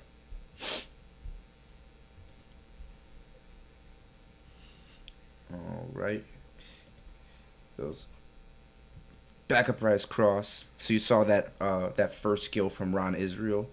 It's transferred over to Savion's, and he does a back uprise cross pulling into that back lever right there. So interesting skill. Oh, that was a nice save. That was very. It looked like he tried to do back uprise invert. I think. Oh, it looked like he tried to do back uprise invert, and it looked like his shoulder just gave out, didn't get into it right. But that was a great save from him. Sometimes that's what gymnasts need. They just need a little bit of a save. Yeah, and it's Front interesting. Go ahead, Gosh. I was just saying, it's a pretty cool front dismount. You don't see front dismounts very often. Yeah, I was about to say that it's interesting to point out that dismount that Savon just did is the same exact value as the half and half out tuck. So one of those skills where it looks a lot easier, but in the end it's the same value. So yeah, I've noticed that Cal does a lot of smart gymnastics. They I don't want to use the words they get what they can, but they definitely take what is a lot easier and use it to their advantage. Back lever, back layouts on floors, just some of the easier B's and C's, and that's what it's about. On a lot of events, it actually is more beneficial to go with some of the B's and C's. You're going to see that on high bar, that some of the bigger releases and some of the bigger elements, especially involving angles, it's more of a B's and C event, stalders and endos and spins. But anyway, Chris Osgood's score has come in at an 11.7, meaning Ron Israel has taken a 3/10 lead for Cal. On air, we have Brandon Nguyen, again, the freshman. Here he goes. He had a pretty nice routine, but Ian, last week, last Wednesday, you guys were competing over the pit. What's about this move to the hard? Can you repeat that? Sorry. Why the move to the hard surface now? Under the circumstance that you guys have already competed over the pit. Well, they just got out of quarantine a couple of days before the first meet with William and Mary. I think the priority was safety, and I think I believe that they tried to move or cancel the meet with William and Mary, but decided to keep it and just go over the soft ground. But now they've had a few more days to prepare.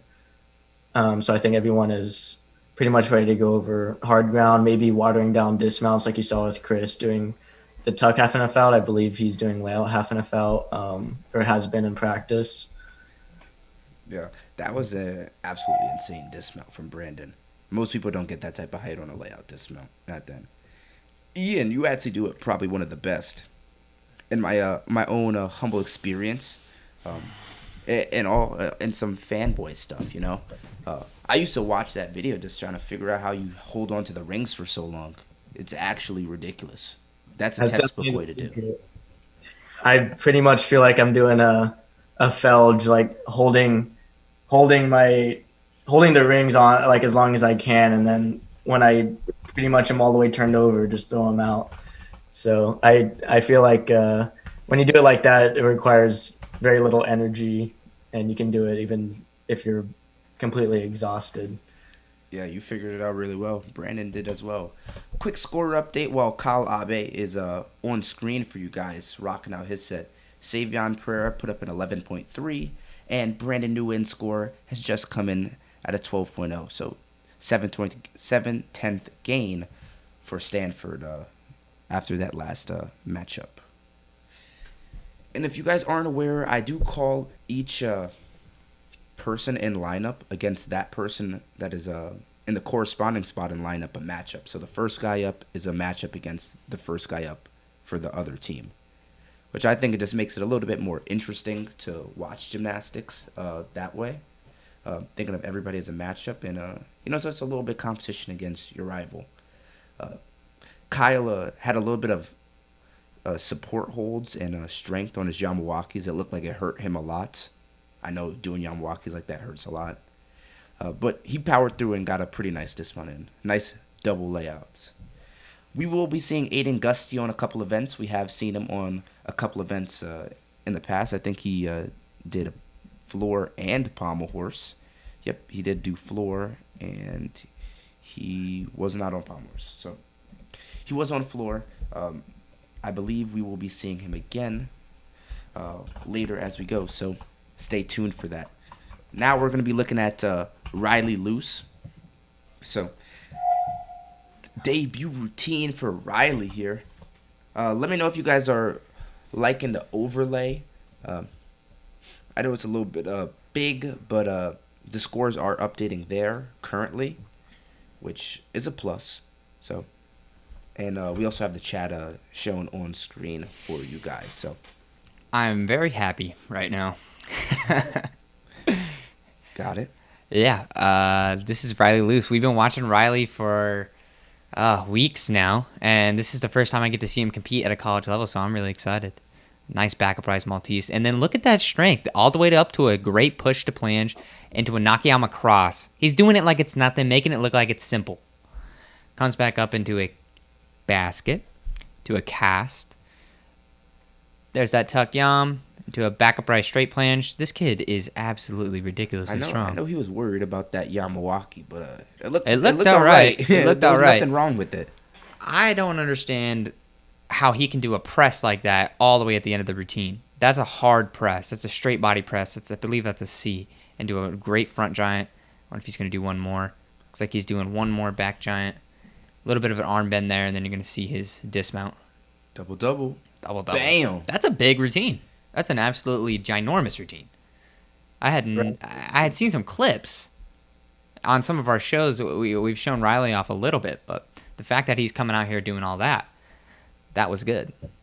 I told you guys on horse, his planche strength is crazy good. Yeah. Yeah, he's got to be one of the lightest NCAA gymnasts I've seen.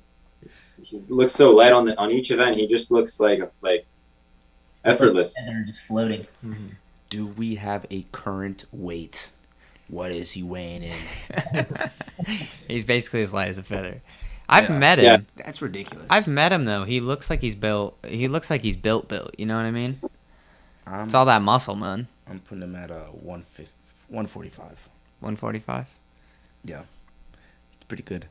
Body fat percentage, 8%. There we go. Let's get some bod pod numbers in. All right, here's Chris Scales from Cal. Nice back upright planche. Really good planche work coming out from Cal, I believe. Does Chris Scales do a back lever? I don't believe he does. But this is some really good strength from Cal. Cal has not had any really big wavering of their strength moves. And you can clear, Jordan was talking about it, that they do an emphasis on clean routines. and they're only doing strength moves that they know that they could hit extremely well. And there it goes. That's Pretty all good right. save. It's a pretty good save. But yeah, Jordan, can you talk a little bit about the strength program at Cal and what you guys do or build? What you guys are doing to build strength? So when I was part of the program, we about 3 times a week we would do ring strength. So each person would have their own, ring sequence. So depending on your level of strength, and we do that 3 times a week. And in addition to that, we would do weights at the gym, where we would just like squat and bench press, that kind of stuff. And I think that actually you don't really see that in gymnastics very often, where you lift weights, but I think it helps in certain parts. For me especially, it helped build a lot of good leg strength, and every program has their own different ways of doing it, but I think it helps. Yeah. So we actually did some weightlifting here at Penn State in my time. Isaac felt strongly that it did not help him. Isaac felt that it was more beneficial to be on the rings. And me personally, I thought that the lifting actually did help. But I've heard it from either way. So now kicking it over to you, Akash and Ian, what do you guys think about weightlifting training in gymnastics? I think there's a lot of benefits to it. You don't want to get, too big physically, but you want to build that strength. Like we're seeing from Matt here, his uprise Maltese to start with was beautiful. He been in the weight room. That's what I think. Wow. Great two routines from Matt on horse and rings. Yeah. It's a great day. He had a good day. Yeah. No, speaking on the weights in gymnastics, for me personally, I feel like weights is more for like rehab or getting stronger. But when you're talking about getting strong in respect to like getting a Maltese or getting a planche, I feel like that pretty much only comes from actually doing it on the rings. I don't know if this is just me or if this is kind of a consensus, but when I after my freshman year, I really wanted to learn a Maltese, and it was coming very slowly. And the coaches are kind of just like, just put in Kip Maltese in your routine, and you don't have to hold it right now, but try your best, and then just continue with your routine. And after a few weeks, that's pretty much how I got my Maltese. I just put it in my routine, and it was really bad at the beginning, but kept working it. So. Yeah, I agree. There's nothing like doing strength on the rings to build ring strength, but I think the weights help a lot with, kind of taking that pressure off the elbows and the body in general, to let you do more reps with less kind of pounding. Yeah. I don't know. I like weightlifting. I think weightlifting has a time and a place. For gymnastics, I don't think it's very good because the way that weightlifting was done, in my own experience, it wasn't done to help the gymnast. It was almost done to help your overall body. But I actually disagree with you, Ian, thinking that the only way for you to learn ring strength is to be on the rings. There's a study done by the US OTC about gymnasts and the different exercises that they did to train Malteses and different programs. Sorry, guys, the cow stream just went offline. So, we'll just talk it through. But there was a study done by the OTC about the different positions. They examined all these different exercises done. So they did yoga balls, they did spotted strength, they did counter pulls, and they did cable pulls at the gym, like, the flies to try to learn a Maltese as well. And they did it with two different types of gymnasts. They did it with two people that did Malteses more rounded and people that did it Maltese with their chest out. And the conclusion that they came to was that one Maltese with your chest out is actually easier, contrary to belief. It's just less beneficial to your overall health. And the best way to do ring strength, to learn ring strength, is to do a counterweight system. Isaac?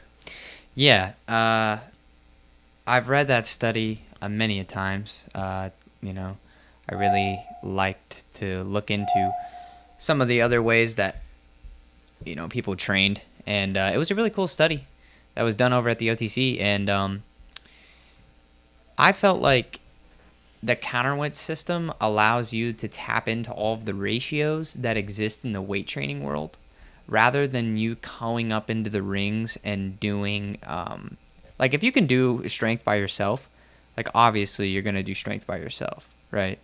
But if you're learning a cross, or if you're learning a Maltese, especially if you want to move from position to position, I really feel like the counterweight world, given that research and personal experience, the counterweight world is the way to start for sure. If you want to get good at a cross pull, think about it like this. Like, you go into the gym and you want to do a bench press and you want to do, let's say, 200 pounds. You're not going to just go and do 200 pounds with a light spot, right? You're going to go in and then start out doing reps of 20 at what? 145. Yeah, 145. And then from there, build your muscle mass and your micro muscles at that higher level of fatigue, right? That is less injury prone, because you're not at such a high level of intensity. You're at a high level of stress, but you're not at a high level of intensity. And if you look at other bodybuilders and you look at the way that muscle gets larger, that's kind of the way to do it. I wish more teams would incorporate that, but given the way that people train strength, and usually at the collegiate level, it can be like, you just need to go up and do it, But at the JO level, I think it's really important, the counterweights. I did a lot of counterweights when I was young, a lot, for crosses, and my cross got ridiculous. I could do a 35-second cross and do like 10 pull-outs by the time I was like 20. Yeah. Talking about your cross, I have watched every video there is available of your Pineda, which is a front bounce to cross. Yeah. I can't figure it out. I've competed it. It's an okay Pineda, but man, yours is next level. Thanks, man. That means a lot to hear that. The Pineda world is something where, like, the hard thing about the Pineda isn't really like the cross itself, it's the front lever. And what I was training a lot before I did that was a lot of front lever work. And I got really good at front lever pullouts. So I'd start in a hang and then pull to a front lever and then hold the front lever for 2 seconds and then pull up into an inverted hang and then go into a back lever and then pull out of the back lever, back to the front lever, down to hang, back and forth, right? And I just got really strong in a front lever.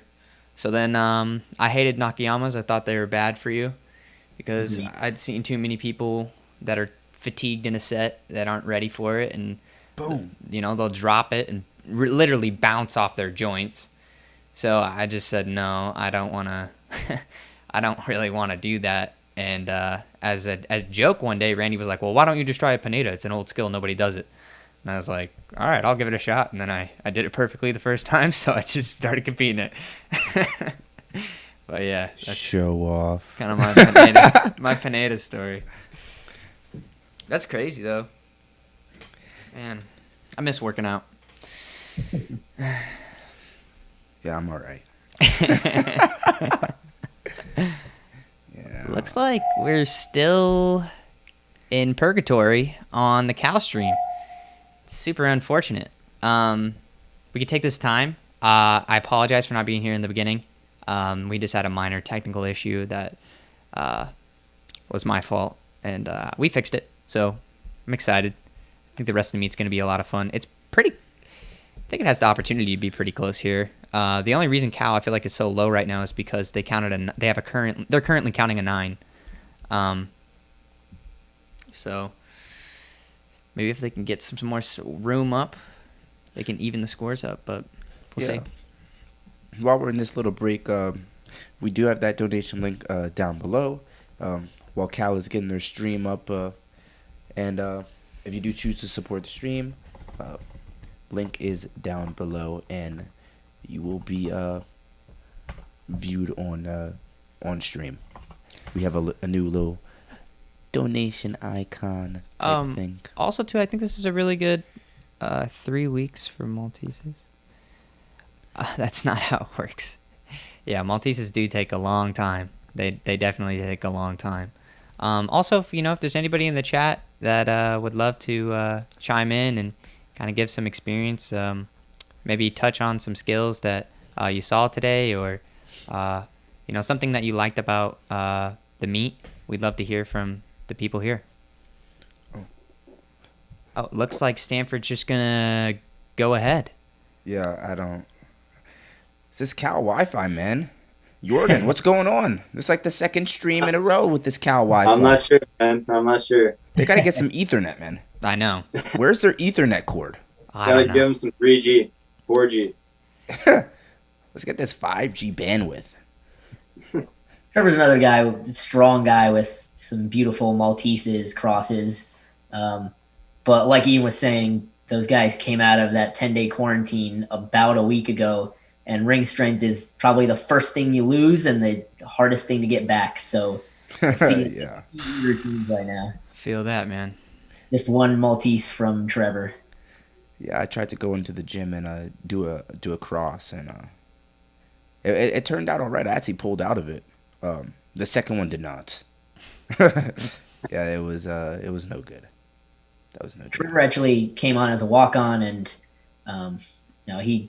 he was just mediocre at rings, I'd say, in his freshman year, but he has worked like crazy, and I think he might be one of the strongest rings guys in the country at his full force. So get ready for him once the season gets going. Yep. Of course. Cal stream is still offline, so we're still waiting on Yu Chen Lee's score. Oh, actually, hold on. Ethernet's coming back. Ethernet making a comeback out here, man. So it looks like Yu Chen's gonna take his turn right over here. Junior on the team, putting his team on his back. Is he up? There is a bunch of tech folks in Berkeley. I know a bunch of people that have majored in have had careers in fintech coming out of Berkeley. There we go. Believe it or not, Stanford guys and Berkeley guys were pretty smart, right? Yeah, definitely. We like to think so. Yeah, we like to say that. Yeah, well, you guys are definitely some of the best schools that offer men's gymnastics. So a plus to everybody that goes there and that wants to go there. Cal, Stanford, Michigan, Penn State. But those are just some of the best academically. Some really good swinging going on right now. Yeah. Nice back giant Achilles swing. Yeah. Oh. Yeah. Yeah. Cal's been Impressive to save. That dismount is it's very if you get the hang of it, it's very consistent to stick, but it's really difficult to save if you're leaning backwards. So props to Yu Chen for saving that actually. Yeah. Cal, they've been struggling a little bit on their dismounts. I think they had one front full where they flew back a little bit, one or two, and then Yu Chen's dismount just not looking as sharp as they were in their last couple rotations. But they have three more events to go, so ain't nothing to worry about over there in Cal. I was gonna say in California, but you guys are actually both in California. What's the weather like over there? It's pretty good, I think. Right now, it's It's nothing too cold or too hot. It's actually pretty pleasant. Yeah, I walk outside and there's snow on my tires. I have to Oh scrape man, the snow off my yeah, we don't have any tires. snow here. We haven't had it for a while, so Yeah, I mean that is insane. So Zach Martin was supposed to go, but I don't think he's going. And yep, there they go. They're moving the camera. So Looks like they're happy with the 5 scores or the 5 routines that they did. yeah. So Trevor's score had come in at a 12.45, bringing the event total for Stanford to a 63.05, and for Cal is 60.15. Current standings of the teams is Cal is at a 187.3 to Stanford's 192.95. So what is that? 6 point deficit almost currently. Luckily, vault is a pretty good event for Cal. They've been putting up some really good vaults. I think they went all double fulls and maybe 1 2.5 and 1 double front. So definitely some upgrades for them. Jordan, what vault did you compete? Sorry. In the beginning of my freshman year, I did a Yurchenko 1.5. Back when I was lacking some leg strength and I was pretty slow. But by the end, my last 2 years, I did Yurchenko double full. It's a good vault, especially from the Yurchenko entry. Those Yeah, are always the best. The difficult thing about Yurchenko, I think, is it's not as consistent if you get the hang of it as a cause or a soup. So if you're if you're doing a double full, it's okay. But I think trying to get more than a double full and 2.5 it's a little bit more difficult to be more consistent. Yeah, you're gonna see Curran Phillips of Stanford has one of the best Yurchenko 2.5s I've ever seen. His block is like so consistent. It almost reminds me of Anton Stevens. I don't know if we have any gymnastics fans good one as well. but Anton's was absolutely ridiculous, and But I think that one of the best I've ever seen Yurchenko 2.5s is Stanford alum Sean Centers. That guy had the most impressive 2.5 Yurchenko I've ever seen. Oh yeah, it was like clockwork. It'd take a tiny hop forward every single time, legs glued together, toes pointed, and on his last competitive routine. And I was about to say at 2015 NCAA event finals, he was given the green light to do his triple, and he won. And I think that was the first time somebody in America is in a Yurchenko triple. So crazy. Won. It was awesome. Triple. Yeah, that video's awesome. Yeah. It's huge. No way. What's his name? Sean Centers. Yeah. Yeah, I'm hoping Riley does his hamstring Randy today. That's going to be a really good vault to look out for. Yeah, he has been looking very, very consistent on that, and that is a huge vault. Unique vault. It's really impressive to see in person. I got to see it when I was training in Sacramento, and it looks great. Oh, same value as a triple full, so very, very difficult vault. Oh yeah. Yeah. Just want to say I want to shout out Save Men's Gymnastics on Instagram. They met with me and Isaac earlier this week, and they're doing a lot of things trying to get gymnastics back into high schools or at least establish a JO program. So I will be putting a link to their Instagram in the chat if you guys would like to look at that. But they are doing some really good things. It's from Joanne and Dean out of Long Island in the Hot Shots Academy. If you guys are nearby there, check out the JO program and also check out Save Men's Gymnastics. They're doing some really good stuff, trying to save, their name explains it all. Save Men's Gymnastics. I don't know why I'm trying to say it again. But here goes Noah Neufeld. So Jordan, this is the freshman talent right here. Just a pretty basic full, but Very clean though. Mm-hmm. I think a lot of the gymnasts, vault is one of those events where it's a little bit more, I would say, scary to put on hard landing. So it's pretty early in the season. I'm sure that a lot of the downgraded vaults will be upgraded pretty soon. It's just a matter of time. I think playing it safe in the beginning of the season is a smart idea, especially for vaults. Oh, trust me. I know. I know all about vault. Vault is an extremely scary event. Yeah, I actually got injured doing a double full on vault. So, yeah, I know. I probably should have done a downgrade vault that day, actually. it was not ready.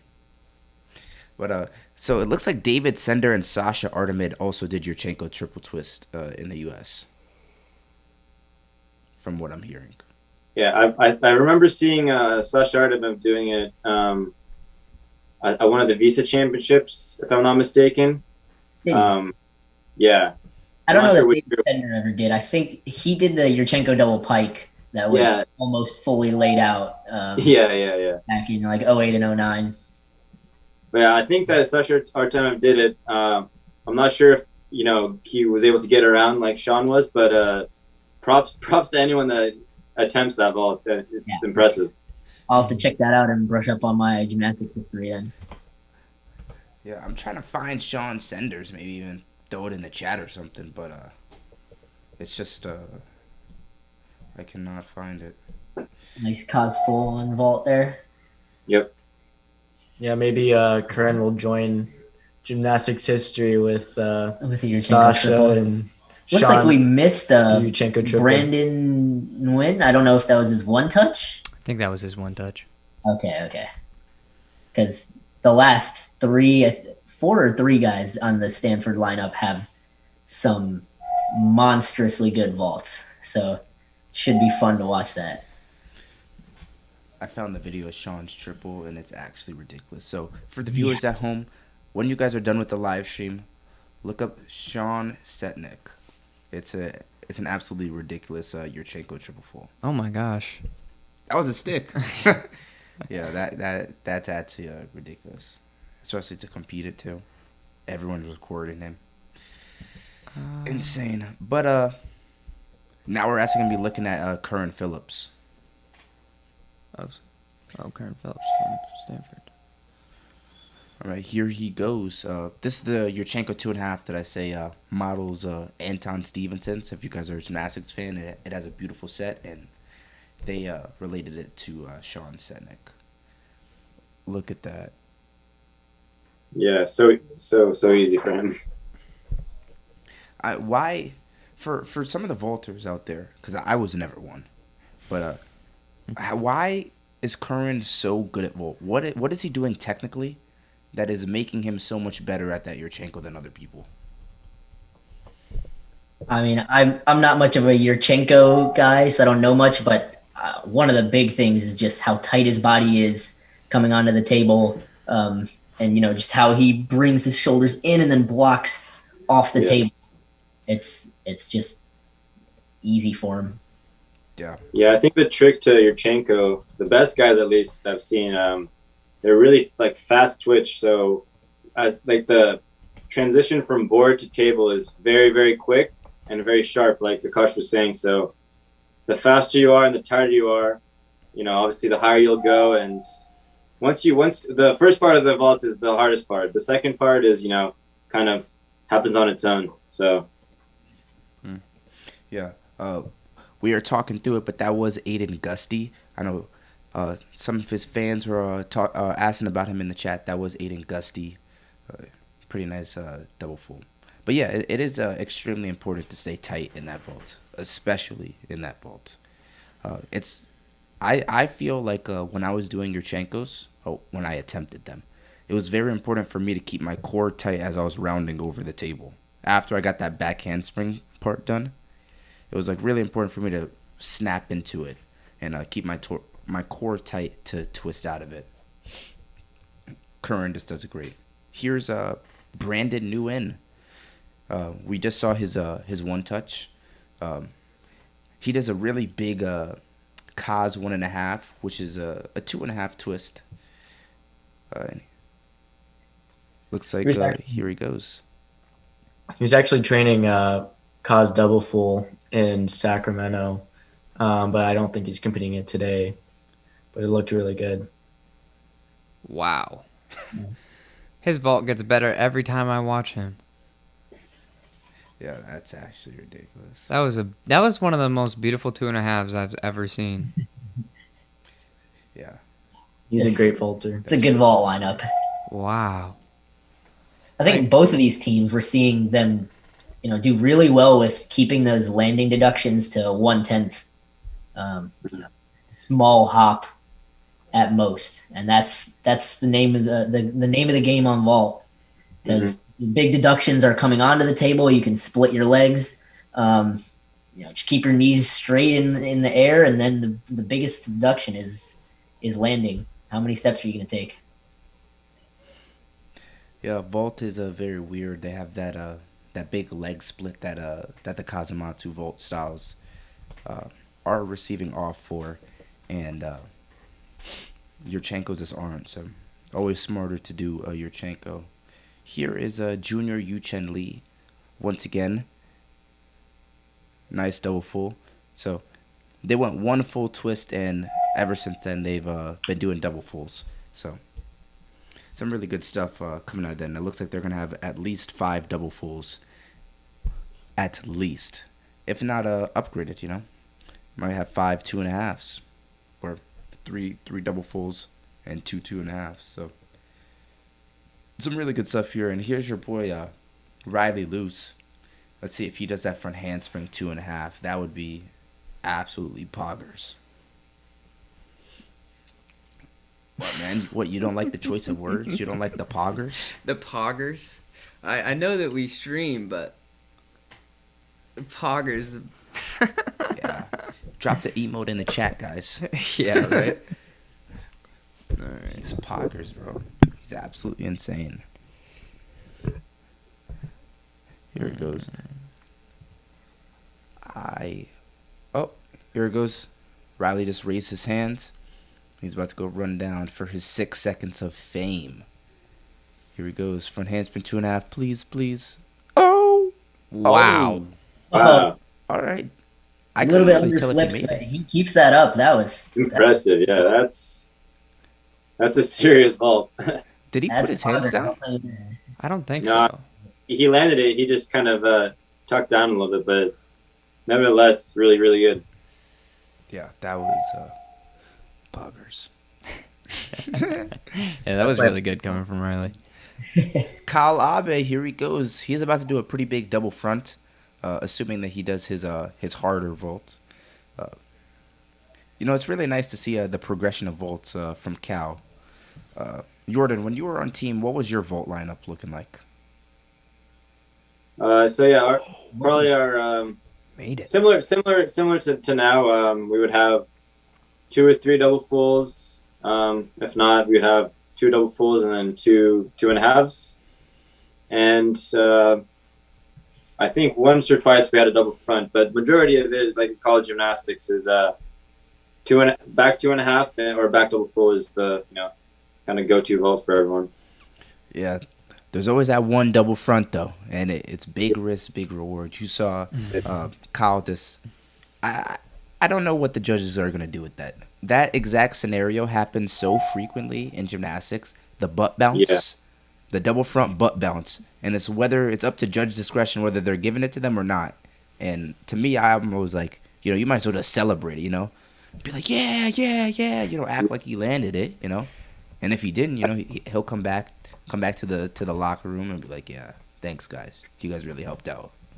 You guys saved me. It's like a quick sit down. So I think it's probably around 5/10. I would say at least 5/10 deduction. Not quite a point, but I don't know. Maybe some judges might give it a full point. Yeah. Here is Zach Martin, Nice. 3rd place on vault last year, but that was stupid clean. I'm expecting him to best Brandon Nguyen. Brandon Nguyen's score of a 14.8. Brandon's score is actually kind of high for a 3/10 hop. They only took off 1/10 for him. Then I don't know, man. That score's a little bit high for me. Which one? Brandon's at a 14.8. I don't think so. I think that was actually the best 2.5 I've seen anybody do before. He just jumped in place. I don't think he took a 310 top. Yeah, Oh, he jumped? He just jumped up and down? basically, yeah. But his pre-flight, his in the air, everything was so absolutely perfect. I really don't think I've seen anybody do a Yurchenko, or excuse me, a Kazumatsu that good before. Yeah. Yeah, Zach's was really good too. It's good to see him get some redemption after. Oh, there we go from Oh. Kyle. Nice 2.5 stick. Wow. Look at Yeah. that pop off, man. He's OC. Do you Man, think everyone's killing these landings, just keeping it down to 1/10, and he says, I'll just stick it. Why not? Yeah, exactly. Didn't he stick it last week? Great to I see, think he did. Caleb, last year, Caleb had a really, really consistent double full, really, really high with a nice block. So it's really nice to see him progress that into a 2.5, and definitely going to be a big score with that stuck landing. I think he stuck it last week, so he might be 2 for 2 on sticks, or 2 out of 3 for sticks. Mike Moran from Minnesota, he came on for an interview, and he said that he was going sticks all season. I don't know. Maybe it's Caleb. Caleb's the one going out here getting these sticks. Yeah, and that was absolutely an amazing vault. Now, That's your boy Chris Osgood. the double full. Just a cause. That was just a cause. Oh, yeah. Nice and simple. Took my glasses off. Looks like they're just going to count their scores, and they're not too worried about putting sixth guy up. They just kind of sent him down the runway. There is one more vaulter for Cal, Savion Pereira. His name is not on the scoreboard just because he is the 7th man up, but hopefully we can see a vault from him soon. I apologize for the trailing numbers there, kind of just an oversight on my part, but it looks like Cal finished the rotation with a 69.19. It's really a 69.2. Oh, there's that double front. Yeah, I'm selling his more than I'm selling Kyle's. That's all I'm saying. If I'm on that the was- bench, I'm getting hyped for that one a little bit more. I don't know. I just think that one looked a little bit more like a land to me. Maybe both of them are lands. Maybe both of them are sits. It's the nature of the butt bounce. You never really know. Yeah. It's always a toss-up. There's no more athletes for Stanford, so it looks like they finished with the 71.2. That's a good vault score. A really Very good vault score. And to think that this isn't even Stanford's full lineup, and they're putting up a 71.2 on vault. Those guys are stacked. Yeah, the vault lineup once it's filled out should be one to watch. Definitely. Is it gonna rival Oklahoma's vault? Oklahoma's been putting up 2.5s left and right, and Gage was putting up a triple. Is it enough to rival Oklahoma's vault lineup? I think Ian might be doing his triple full after Winter Cup, so Definitely. Ian, you're putting up a triple? No. Let's say this is gonna be insane. Maybe one day. maybe someday. I believe in you, Ian. And get after it. I know you could do it. You're a good gymnast, so why not? Because I value my life. Yeah. I like that response. I value my ACL. We see though that the only 5-6 vault done in this meet, Riley Luce, was actually one of the lower scorers for us, 14-1. Mm-hmm. That deep landing, the chest down, the hops, a little bit under twisted, it all kind of adds up, and maybe just a nice clean 2.5 like Curran, Brandon, and Zach is more worth it. Who knows? I think so in terms of everything, but maybe they're just having Riley do it early in the season, letting him get his feet a little wet before, kind of the end of the season, NCAA championships and things. So It's not as good for your development of gymnastics. I will say that. sometimes it's worth it to just go for the little bit of a lower score and shoot up. Kind of like what we've seen with Asher. Uh, Me and Isaac, we were off camera. We were looking at some Asher Hong videos, um, on some fanboy stuff. But you look at his 2018 Winter Cup, and I'm a pretty big gymnastics fan, so I know everywhere to look for certain things. And I was looking at his 2018 Winter Cups because to me, that was when Asher really started popping off, and he's doing the exact same routines on certain events, give or take a couple skills, as he's doing now. The only difference is in 2018 he was just doing it a little bit less clean, and he wasn't hitting his sets as consistently. You could watch his pommel horse, where his pommel horse he went to Winter Cup and didn't hit for both days. But now he's doing a 6-0 set or so, and he's hitting it every single time. So sometimes it pays. But here is Aiden Gusty. So Aiden fans, you got what you wanted, man. He's right here, just cooking and booking. Now that we're on P bars, I feel like we should give the P bar god himself, Jordan, some time to talk, because Jordan has some of the best lines and best swing I've ever seen on barrel bars. All right, give it Thanks. to you, Jordan. Appreciate it. So Jordan, what do you think about that routine from your former team? I actually wasn't able to see I only saw it towards the end, but if we're talking about just in general P-bars, Cal's been, known to have some pretty good clean P-bars past couple years. So I think that it could definitely be an event that they improve on, and it could be one of their best events, in my opinion. Yeah, they're all doing D dismounts. I don't think I've seen any C dismounts, right, Isaac, and all the meets that we watched? None. Yeah. So, they're doing some real big gymnastics. I've noticed a lot of teams this year have taken to doing D dismounts on parallel bars. Even teams that weren't. I think the only team I've seen that hasn't done that yet is Army, but I've seen every other team do it. Yeah. So, yes, Ian is not competing because he is going to Winter Cup along with some of the other guys on Stanford's roster. I don't know if you could mention them or whatever, but yeah, that's just the case for right now. They'll be back in lineup full swing, ready to get the train rolling. Beautiful Suarez right there. Really nice lines from Blake. And it's funny. Does Blake train P-bars much, Ian? He would, at least from what I remember, he would. Nice. Great dismount. He would train like preseason, and then he would kind of specialize more and focus on his the most two towards like postseason. But Blake, I think, is sneaky good on P-bars, and it's definitely good to see him up here putting together a set right now.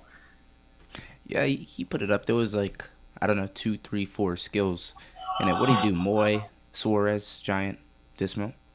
Mm-hmm. It was stupid clean, though. So, Here's Seth Ornelas. We had him on the interview.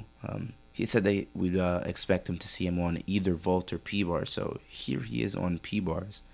Going after Aiden Gusty. Aiden Gusty had put up a 12.7. So looking to improve upon that score as you get farther in the lineups. And just a little bit of a hand placement error.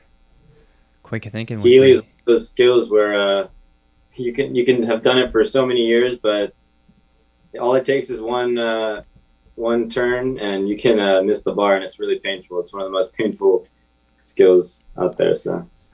Oh yeah. Yeah, that was that skill that I was talking about earlier. If you guys are from the other part of the live stream, Gila a big confidence skill, and he might have just got a little bit scared putting his hand down, or might have missed his hand. It's not very common, in my opinion, to see people miss their hands on Heelys. I just think people just get scared. But it happens to everyone. I've seen some world champions and European championships, missing that skill. So it's a tricky skill for sure. Oh yeah, of course, it definitely happens to everybody. It happened to me. Um, I'm sure it happened to you. I'm sure it happened to Akash, Ian. You know what I mean? There's Yeah. always been a time that you've missed a hand and on a Healy. It's nothing to be ashamed of. It just happens. Anyone that's ever learned that skill has gone through that pain. Definitely, especially in the beginning. Yeah. The scraping up here, man. Absolutely insane. Here's gonna be Brandon Nguyen. So yeah, it's gonna be interesting to see the fatigue of these Stanford guys, because all of them are really competing every single event. They're kind of putting up every guy that they have. It's definitely hard not to lose any fitness during a 10-day quarantine. Yeah. Yeah, no matter how much you train at home, not touching the events and not being in the gym is not the same as, it's a lot more difficult.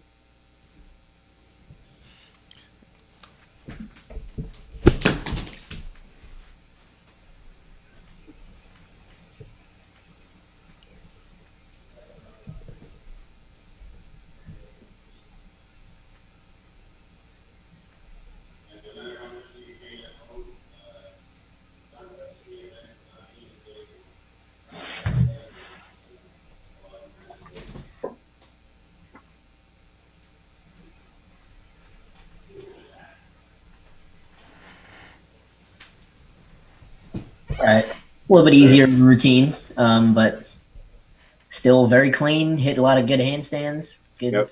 Yeah. Very good dismount as well, so it's good to see. Yeah, I saw him working some harder routines in SAC, but it looked like it wasn't quite there yet. And he's definitely watering down right now. But Yeah, he'll definitely build up his endurance as the season goes by. You could tell he's got some skills sitting in there. Yeah, for sure. We're just Kenan is just fixing our camera, but I believe this is Caleb Rickard for Cal.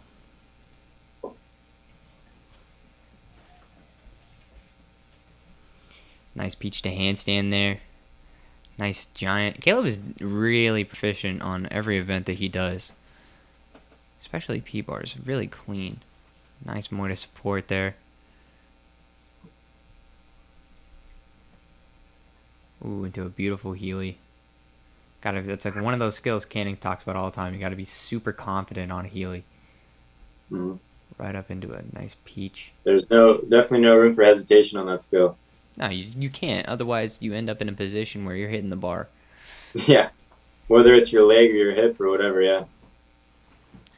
Looks like Caleb did a double pike there and then had a small step. Good stuff coming out from him, though. What do you guys think? What did you guys think so far about Stanford's rotation on P-bars? Well, we've had two guys go so far, and they've done a little bit easier routines, but very clean. Hitting those handstands, those good lines, and finishing strong. So it's good, I'm so far. Definitely looking forward to the latter half of the P-bar lineup with Kern and Blake. Those are going to be really good routines. And I'm excited to see what Riley puts up. I know he's been struggling with P-bars like in the past, but he's been working really hard. So I want to see what routine he's going to put out today. Yeah, the fact that they got Riley to come down from Sacramento and be able to compete, it's awesome.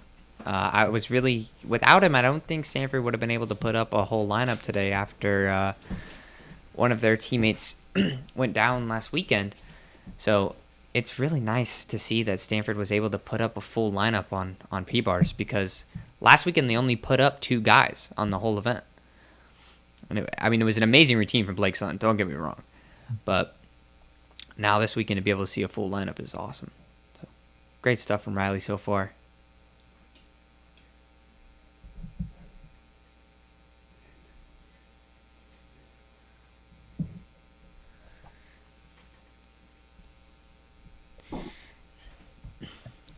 A whip it that late in the routine is pretty tough.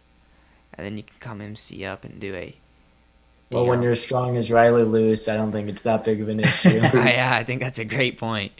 I don't Just know go straight up to the handstand if he Yeah. needs to. I don't get what they're feeding those kids over at Elevate, man, but seems like every guy to come out of that area, that gym, this Northern California, they're all just beasts, you know? I don't know if you guys ever heard of this kid, Isaac Hammett. He came out of Northern California, same area. Super ripped, super jacked, you know, super strong, same type of thing. So I don't know what they're feeding them up there. It's the air up here, you know. The air is really really fresh and nice, and I think that helps with everything. Yeah. It's a Cali vibes, bro. It's a Cali vibes. Something like It's that. definitely. Yeah, that was a great routine by Riley. So I forgot to link Save Men's Gymnastics in the chat, so I'm just gonna put that in there just so you guys know what link that I'm gonna be putting in.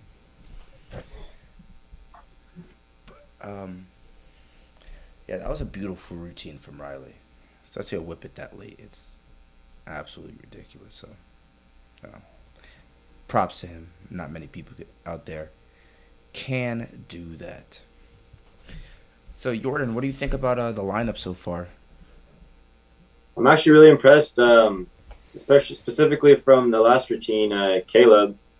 Seeing him train and last year definitely improved a lot. Just the first two skills, a lot cleaner. He's added some difficulty, so it's good to see people getting a lot better on kind of little. It seems like it would be a little thing, but like lock arm peach, lock arm giant.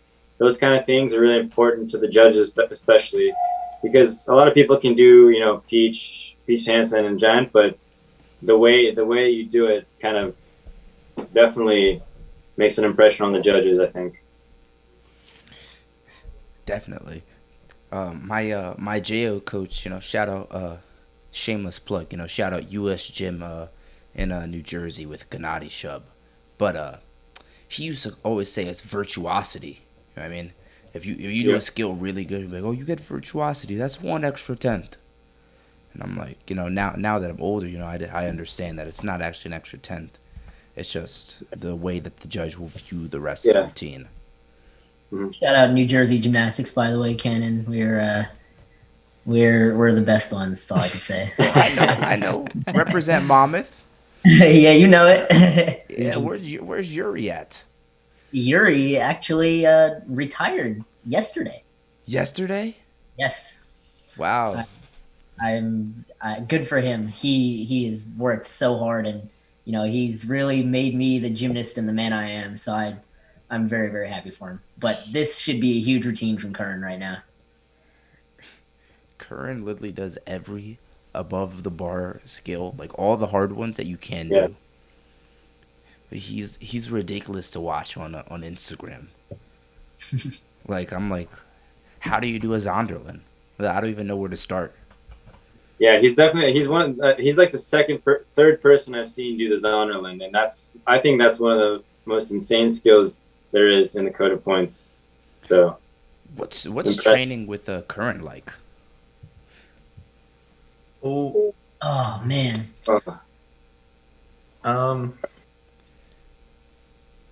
What can I say about training with Curran? He's definitely a really good teammate.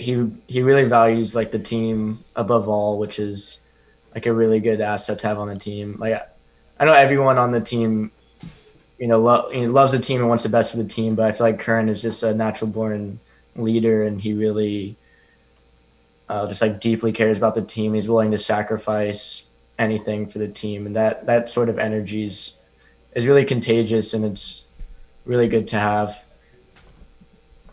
Oh, wow. Good finish. Yeah, look at Curran, man. Yeah. He's a clear All-American. Absolutely. Another thing in the last few months training with him, I think he's done a second half on parallel bars just about every single day. He light day, basics day, it doesn't matter. He's coming in, he'll do the warm up, do a few turns, get going, and then he's doing that second half, just getting that down pat. So he'll be a force to reckon with come the end of the season. Well, I think he's a force to reckon with right now.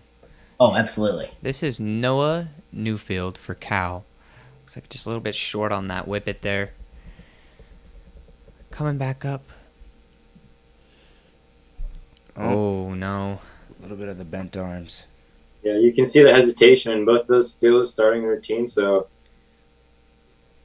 very, very nice peach.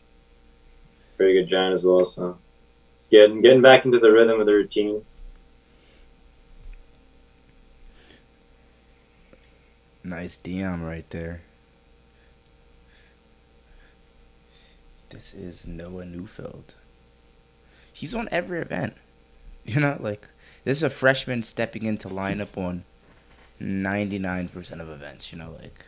Yeah. It's impressive stuff. Freshmen usually fill lineups. Fill spots, but he's taking spots. And a little bit of lag. Yeah. Jordan, you're definitely gonna have to text or call JT and tell him to get this Ethernet, man. Yeah, has to improve for the next one. I'll tell him. Yeah, he's killing me. That was definitely a very impressive routine from Noah. You could tell that he's got a really good difficulty in that routine, and still needs a little bit more endurance, a little bit more stability, but consistency. But I think in the next coming weeks he'll be there. You can see the training he's done on that routine because he had a little bit of that mess up on the first skill, and that's one of the hardest things when you screw up your first skill and you think, man, there's 9 left, but he pretty much killed the rest of the routine, and that's a testament to his endurance, his fitness, and just his readiness. Definitely, yes. Yeah. So I definitely got some high praise for Noah. In the next coming years, he's going to be a force to reckon with in the NCAA. Currently, he's a big impact on his team, but I think he's going to have a big impact on the NCAA within a couple years. But here's Blake's son. Blake's son put up the highest, or one of the highest scores in P-bars last season with a 15.2. Really, really good P-bars worker over here. I remember watching that meet, Ian. I think you were in lineup as well on that for that P-bars rotation. Oh, and it was God. At the Stanford home meet, right? Yeah, Stanford home meet. That was an insane routine. Yeah, oh my God. I just remember just looking at the photos of you guys just getting hype in the background, and I was like, wow, like, I don't even know what I do. That was an absolute insane routine from Blake's son. Fantastic. Really, really impressive.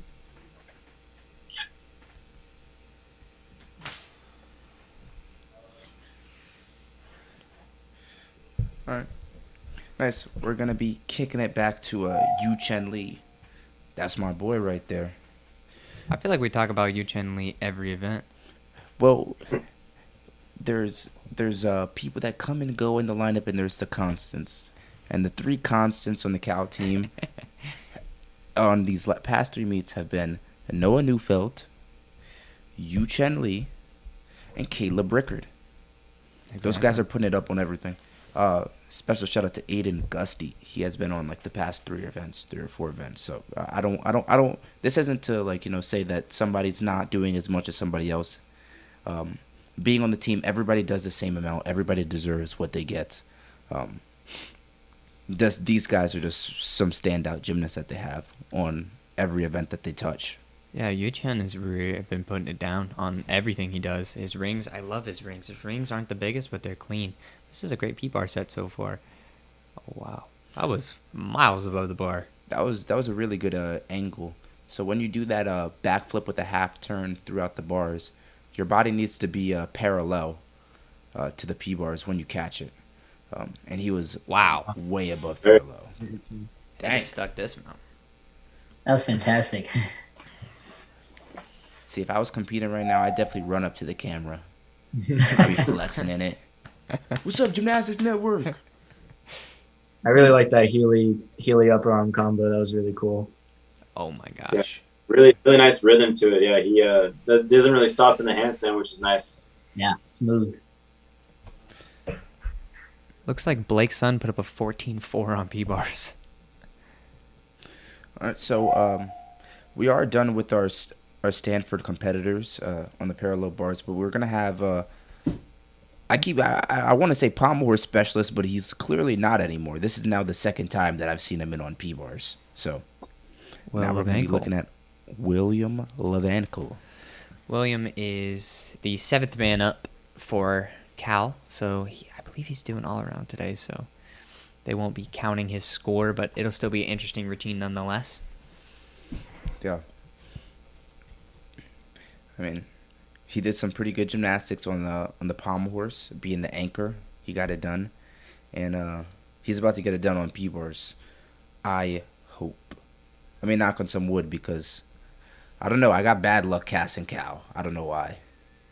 You guys gotta fire me, man. I don't know.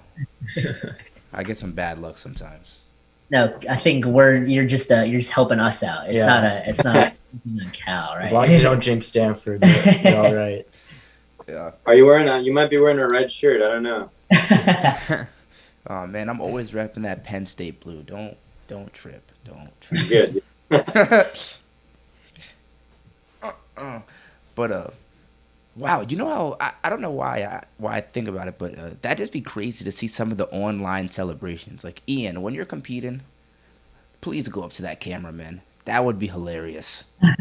that would be so cool to see someone really getting hype in front of a camera. Yeah, it would. Virtual crowd. I feel like that would be akin to going up to the judges and celebrating in their faces. Do you watch football? I watched the Super Bowl. All right, so they do it in the Super Bowl too, but when a team, especially defense, has like a good play, the whole defense's team will go run up to the camera and like do like a team photo. Imagine in gymnastics, like after like a sick P-bar squad, like, you know, last year your home meet when Blake put up that 15.2, you guys were all up in the camera like this, you know, like yeah, that's us, that's all us. I don't know, that's just fun to me. I just like the antics. But you know, for the viewers out there, there is a donation link down below. We are heading into our 5th event, so I want to personally say thank you guys for staying with us and watching the meet, engaging in the chat. I do want to ask your opinion about the Verdius platform, and if you guys like the ease of watching the meets, if you guys enjoy us casting, do you guys like the head-to-head matchups on Verdius where both teams are on the same events? We're really just looking for feedback, and all honest feedback is good feedback. It could be good or bad. We put a lot of effort into this, and sometimes it feels like we are in a wormhole, and we are just talking. Luckily, we have Akash, Ian, and Jordan here with us, and they'll tell us their feedback after the show. But it's always good to hear from the general fans out there what they think of it. But at the same time, I also want to say thank you to our guest commentators before the meet is over. Thank you, Jordan. Thank you, Ian. Thank you, Akash. It's been great having you, and we're about to have a sick final rotation. And it's not as close as I had anticipated, but let me tell you, anything could happen on high bar.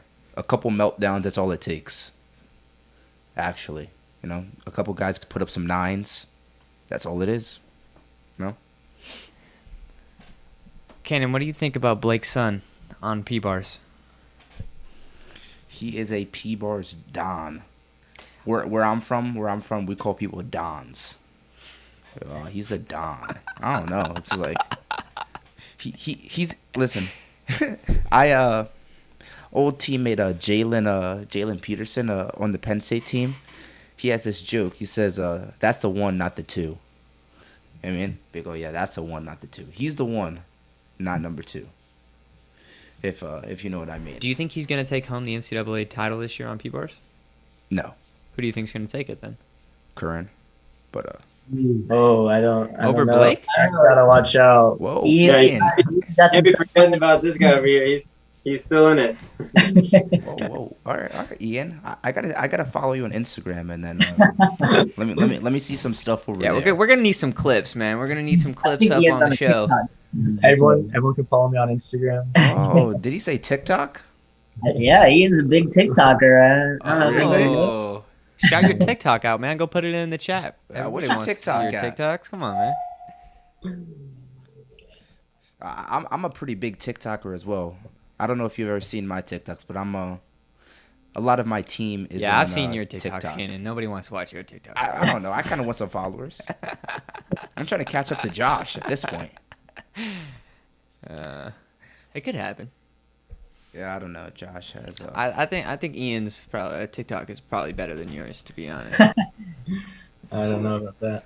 I'm looking it up, man. You're gonna see a follow for me later. So You know what? We should do a Gymnastics Network TikTok highlight reel. oh my god, a TikTok challenge, a video that goes more viral. Ian, would you participate in a TikTok challenge on like a video that went more viral? Do it. You have to do it. Yeah, seriously. Open. Challenge? I don't know what that means. Like there's those like TikTok challenges. As long as I don't have to dance. I'm too old for the TikTok. Okay, I don't do that. As long as I don't have to dance, I might be willing to do it. Yeah, why not? I maybe I'll try to orchestrate something like that. Okay. In the future, I just think that'd be fun, especially have the other teams try to go up against some of Penn State. I know Penn State has a ton of TikTok fame, and I'm sure you've seen it. Yeah. Michael Giroux, Josh Reinstein, Brandon Campbell all have like over 50,000 followers, with Giroux and Josh being at like 400K and 2 million. So I know Riley has a ton too. I think, I don't know, 100,000 or more probably. yeah, Riley has a bunch. Jaden Robinson of Ohio, he has a bunch as well. Oh, 2 Illinois gymnasts, Dylan Kolek and Evan Manavong, they all have a bunch of followers. I don't know why everyone's so big on TikTok, but Yeah, it's good to get gymnastics kind of out there to a broader audience. Yeah, that's cool. And short deliverable packages like less than 1 minute TikTok videos. What's the chances of a Stanford men's gymnastics TikTok page? Because I already know the chances of it happening at Penn State are none. It's just compliance. Our compliance is not going to work with that. No way. They're not going for nothing like that. They're but- not doing that. All right, this is first up for Stanford on high bar. This is Zach Martin, my old teammate. Zach, when you watch this back, how's it going, man? I'm excited to see what you can do. Is that a skill, Kenan? It is a Markelov, a C. That's a C, yeah. Don't see many people do it. No, it's really different. Most guys you see just do a Yamawaki there. Yeah. Yeah, it's a really elegant skill there. I like it. Yeah, it's really. I always love that high bar and P bars. You can have so much flavor and do so many different things as compared to maybe rings where everybody's doing the same thing. Nice dismount. Nice stuff from Zach. So, Jordan, I want to talk to you a little bit about the current state of high bar. I see you're pretty good on high bar. You have a lot of releases and angles, the angle type. So what do you think about the current state of high bar and the FIG code being so harsh on angles? Yeah, so I think that because they've been so harsh on angles, if you see, top guys on high bar in the world, they're pretty much doing, they're maxing out their groups. They're doing 5 releases. They're doing, a nice dismount, in bar, and, that's pretty much what everyone's doing. And, the most valuable thing you can do is connect as many releases as possible. And that's the, top guys in the world are doing exactly that. They're not really focusing on doing any more, full turns and stuff like that, because the deduction, it's almost every time you're going to get 3/10 on the angles. So a lot of people have resorted to, a lot of releases, combining them if possible, connecting them, and then, that's pretty much it. Nice stick. It's really there. changed. So Massive dismount. Wow. Yeah. You and Akash are the only ones a part of international gymnastics on the call right now. And we didn't talk a lot about international gymnastics. Uh, I don't even know what to say about international gymnastics actually. Um, what are you training right now, Jordan, on high bar to try to get around this ankle stuff? Yeah, so at the moment, I'm trying to go, get that. It's I think the most valuable, Takachev connection. I think Akash has done it before. It's the straddle Takachev, layup Takachev, straddle half. Hmm. That's just from that you're getting 3/10 connection. It's really really tricky, really tough, but if you do it and you get it consistent, I think it's key to getting a really good score and being right up there with the top guys. Yeah. So, Akash, what do you think about the current state of international gymnastics and some of what some of the international guys are doing? I've seen Jim Kazu go out there and go double 2.5, punch double twist, punch 1.5, punch back double four. I've seen some insane stuff where it's like back double double on the floor, punch back double twist, like eat a C, but in like the weirdest way. Like, what do you think about that? Yeah, they're doing some crazy stuff out there, and I mean, I know I have used the Seno floor, which is the Japanese brand of floor, and it's very bouncy, helps a lot, but that's not all that's allowing him to do that. He's just crazy talented, and doing. I'm sure he's working very, very hard. But with the angles thing on high bar, actually, I am now doing German giants in my routine. Wow. Because that is a C for the entry if you do it from a giant, no angle deduction. A D for the giant, no angle deduction. And depending on how you do the exit, if you just do a Stalder out, the only angle there is the handstand on the Stalder, which I think I can get to a handstand, no deduction, for a B. Or if you exit out, you do like the stoop out to a handstand, that's a C. So, it's like minimal deduction. You get that long hang category with the German giant.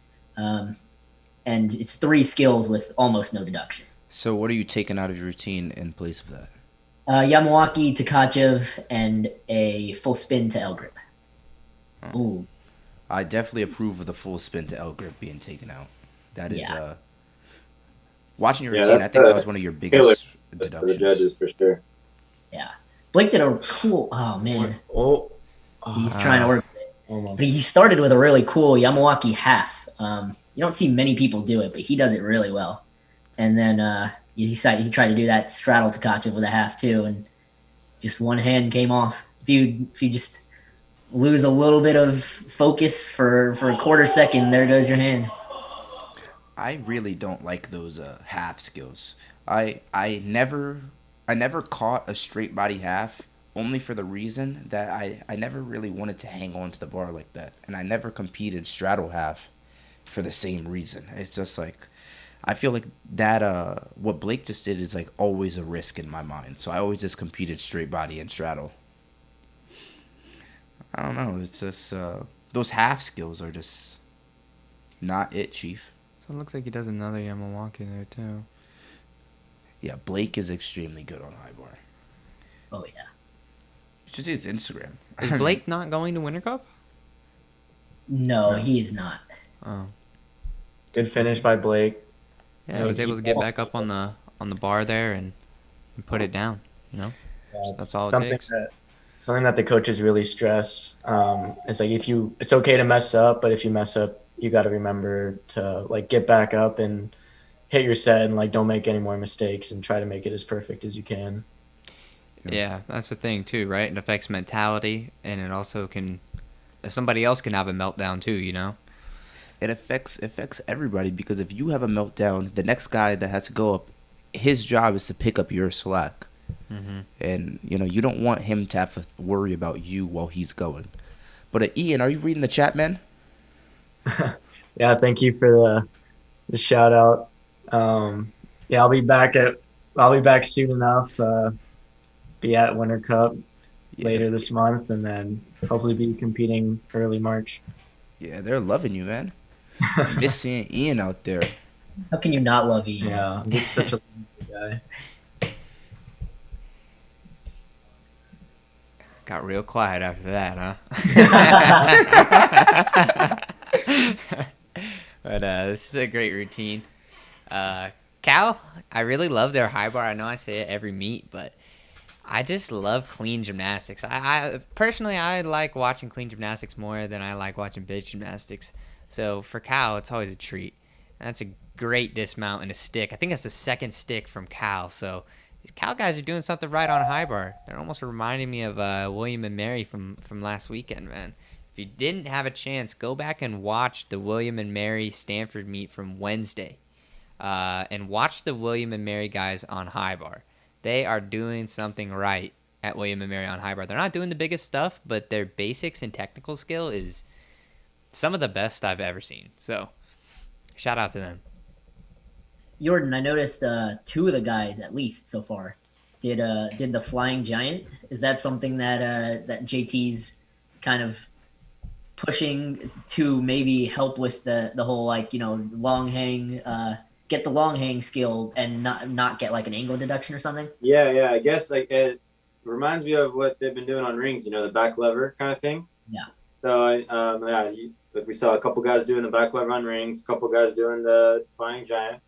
It's a BA if I'm not mistaken. So I mean, it's same value as a Stalder or an endo. So makes sense, you know, if you're doing it, not too much deduction in it, you know. So yeah, for sure. Ooh, that was a big Yamawaki. very good, yeah. So here, this is Brandon Nguyen for Stanford here. It's my old teammate. He's got just about everything on high bar. He has every single release in the book. I haven't seen him do a Coleman or Kovacs yet, and it doesn't look like he's going to do it today. But his Yamawaki work is very good. Good Stalder work, good handstands as well from him, and I believe he does a laid out half and half out for a dismount. Good set Nice. for Brandon. They're sticking everything on high bar right now. It's almost like they got the stream set up on the other side. They just saw Cal stuck. They're like, well, we can't let that happen. We got to go back in and stick another one. Yeah, I can't say Brandon's Coleman is incredible. It's one of the most beautiful Colemans I've seen, and I know he didn't do it today, but I think he's definitely going to be competing it later this season because it looked pretty consistent and extremely clean. I think he's been doing that Coleman since he was probably 14, I want to say. I remember him just being a little kid chucking that thing in the gym. So this is Yu Chen Lee for Cal. Nice Stalder work. Like I always say, Cal's so clean. Handstands are good from them. Really want to see all of those. You want to see that finish in a handstand. A little bit late. Coming right up. That was all right. A couple of giants here. Looks like one more Stalder, and then he's going to do a flying giant. There's that flying giant we were talking about. And crank it around for a dismount.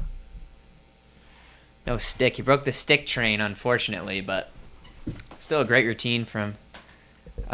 excuse me, that was Noah Newfield. I apologize. That was not Yu Chen Lee. We're kicking it back over to Stanford. Let's see what's going on over in Stanford. Looks like we're still waiting on Brennan Nguyen's score, but this next guy up should be Riley Luce. And I know we've only had positive things to say about Riley. Ian, have you seen anything from Riley back at the gym on high bar? Oh yeah. His high bar is great. If he does everything, it's definitely gonna be a good show. I'm not sure what he's gonna be doing today, but he looks very good on high bar. It's definitely, I think, can be one of his better events when he puts it all together. Ian, I did not know that you had 56,000 followers on TikTok. I thought you were just a TikToker like me. 50,000? No, man. Ian's putting it down. Look at that. He's putting it down in gymnastics in the classroom. Look at that one. That one's got 66,000 views. Oh, you're OC, bro. I don't even think I've met 66,000 people in my entire life. Oh, yeah. I just linked it in the chat for everyone to see. Thanks for the shout out. Yeah. I mean, hey guys, if you guys want to follow me on TikTok, my name is just Cannon Johnson. Just check that one out. Don't worry, there's a photo of me. There's a bunch of videos of me. Check that one out too. I want some extra followers, but So this is Riley. You can see the nice Yamawaki work. It seems like everybody at Stanford does a Yamawaki into that Tkachev. that's because of Akash, man. All those Yamawakis. Yeah. You made them famous. I'm just waiting for you to connect that Yamawaki to Kovacs. That's gonna be good. About that. Kovacs in his life. Kovacs are not my skill. Bradley's hitting his angles though. He is hitting his angles, and he's doing good stuff, and he's doing it clean. I wonder... No flying giant. Taps it around with one giant for the dismount. Another Stick stick, again. another stick. Yeah, Stanford's putting these sticks down. If Yeah, I it was looks like Riley right now and I stuck that dismount, I would have ran up to the camera like Ken was saying Ran up to the camera like flexing this. him. What's up, Gymnastics Network? Team We Four. see you. We see you. I would love some more of that in the gymnastics world. You know, just like people going absolute nuts. You know, blowing kisses to the fans or something. I'd love that. That'd be sweet. I mean, did you see that video that Penn State edited of Michael Giroux? There's a video of him like baseball batting to the fans, kissing the fans. Yeah, that's nice, running man. over. You know, fan engagement, that's important. Thanks to all our fans for being here, too. We appreciate it. So this is Kyle Abe. We've had him on a pregame show before. Really great guy, really smart guy as well. And like we talked about, you know, just clean gymnastics from Cal. Yeah, if he does his full difficulty, we should be expecting a pretty exciting dismount. So watch out for that. Ooh, you got me excited. Looks like the angles are a little low on some of his jam work, but looks like he's picking it back up on his stalders and then turning around for his pirouette here, and then see if we're going to see that big dismount that Jordan was talking triple about. back, boom, boom, boom. Oh! Ripple, wow. That's what it's about, man. Putting it down. I love Yeah, that. that's one of the dismounts that always impresses me because it's I feel like at the end of the routine, it's so difficult to do. Yeah, At don't the know end of where- the routine. Don't know where you are. You mean period. I would actually in die if I in did one of those. Oh my gosh.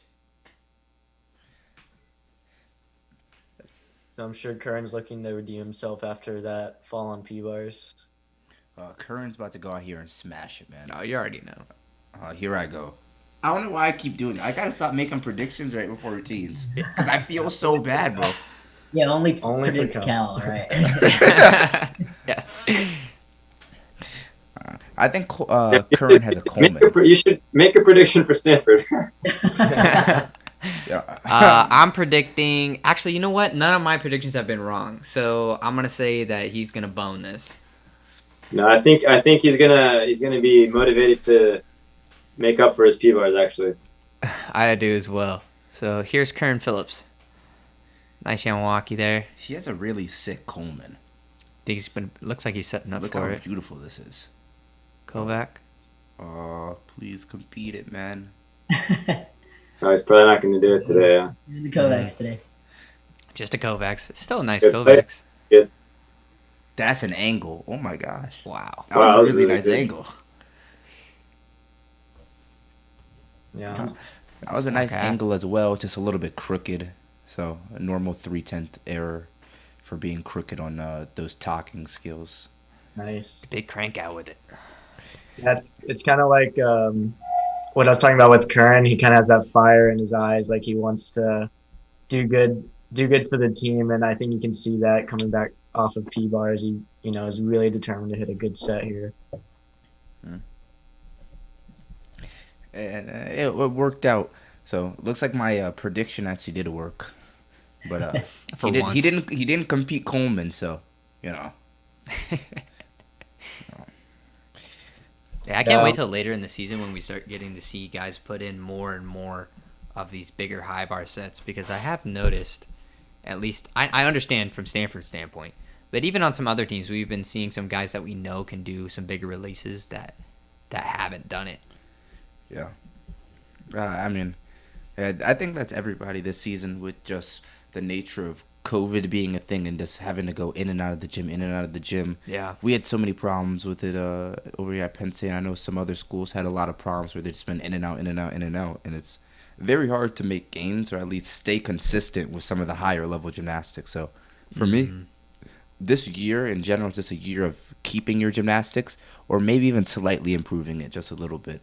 But, some of these guys, they're going out here and they're just saying, forget all that. I'm just going to get better.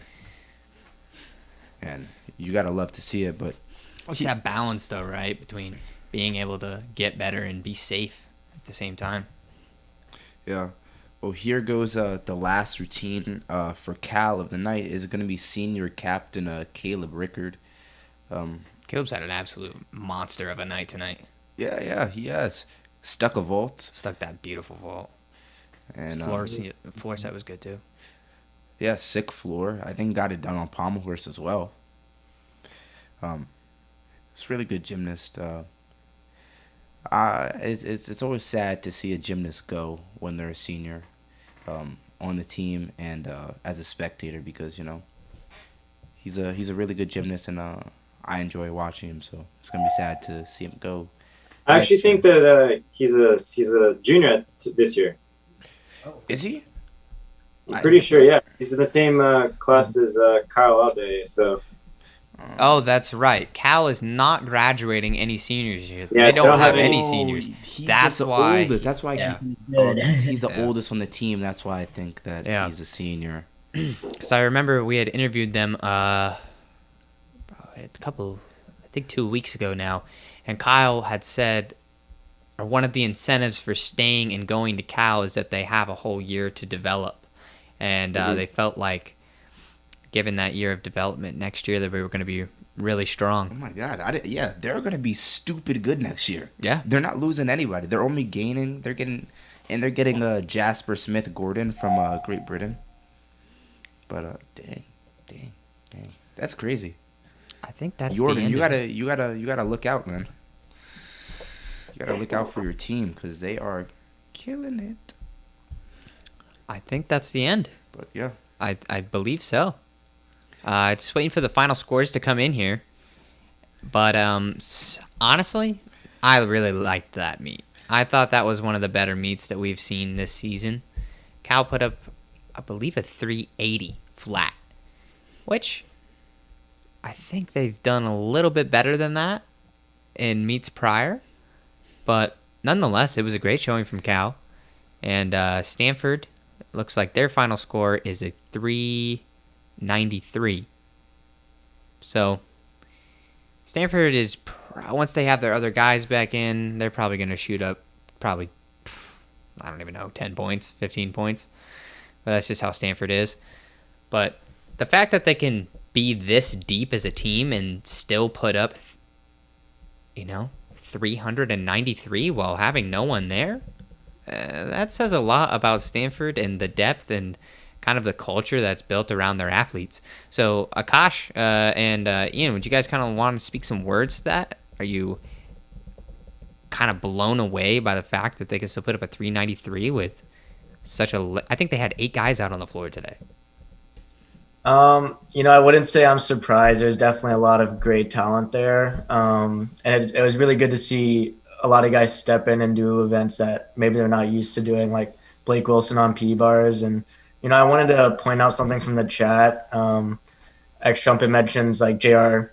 Chow had his long-awaited debut. I think it's worth mentioning. He was coming back from a back injury, pretty much took him out since summer. He's been pretty much at square one doing handstands, only a few months ago started being cleared to do handstands. And I know only maybe yesterday or 2 days ago, the coaches told him to, be ready on horse and to put together a routine. And he went out there and he nailed his routine on horse. And I think that's a really good showing of like the Stanford spirit. And just, I think that's a good representative of the team and how, we're going to be out there and put together everything we can. And so am I surprised that we went 393? No, but, I'm really happy with how the guys did today. So.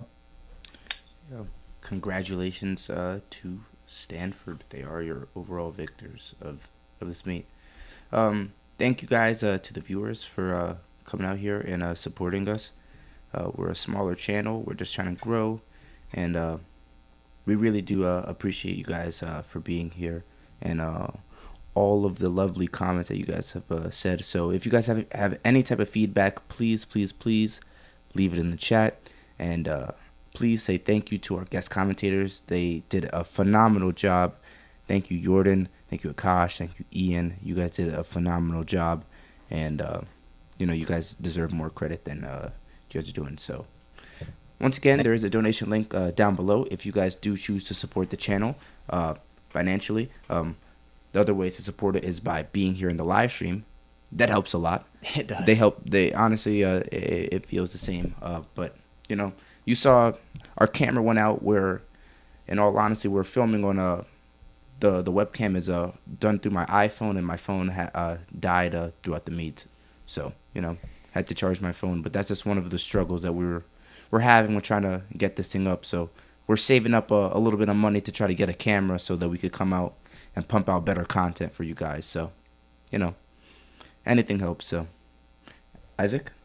To all the viewers, thank you for being here. It really does mean the world that you guys would stick with us and, watch a meet with us. It was a blast, and I had a lot of fun today. Minus the first 3 events of me not really being around too much, but it was really cool, once I could get into it. And it's just, who would have thought that when we first started this, that we'd be on the phone with Akash Modi and Ian Gunter and Jordan. It just feels so surreal. So I appreciate you guys a lot being here, and it really does mean the world. So great stuff from Cal and Stanford today. Anything you guys want to say? Yes, thanks for having us, and it's really cool, bolstering the community and making gymnastics more accessible. So I really love your mission, and thanks again for having me. Thank you. Yeah, thanks for having us. It was a lot of fun commentating, watching these guys, and wish them the very best for the rest of the season. Yeah, good luck, guys, at a Winter Cup. Jordan, good luck in your international endeavors. I'll definitely be keeping an eye out for you. Yeah. Thank you. We'll probably have. He doesn't know this, but we're probably gonna have Jordan on the show in the next couple of weeks, interviewing him. I didn't even know. That'd be awesome. Yeah, I'm excited. That could be really fun. Yeah, I'd love to do it. Same thing with the Kosh, same thing with Ian. So they don't know that, but they do now. So thanks for being here, guys. It means a lot. I think we're gonna end the stream, and have a great day. Thank you, guys. Appreciate it. Thank you, everyone. Have a good rest of you guys' weekend. Yeah.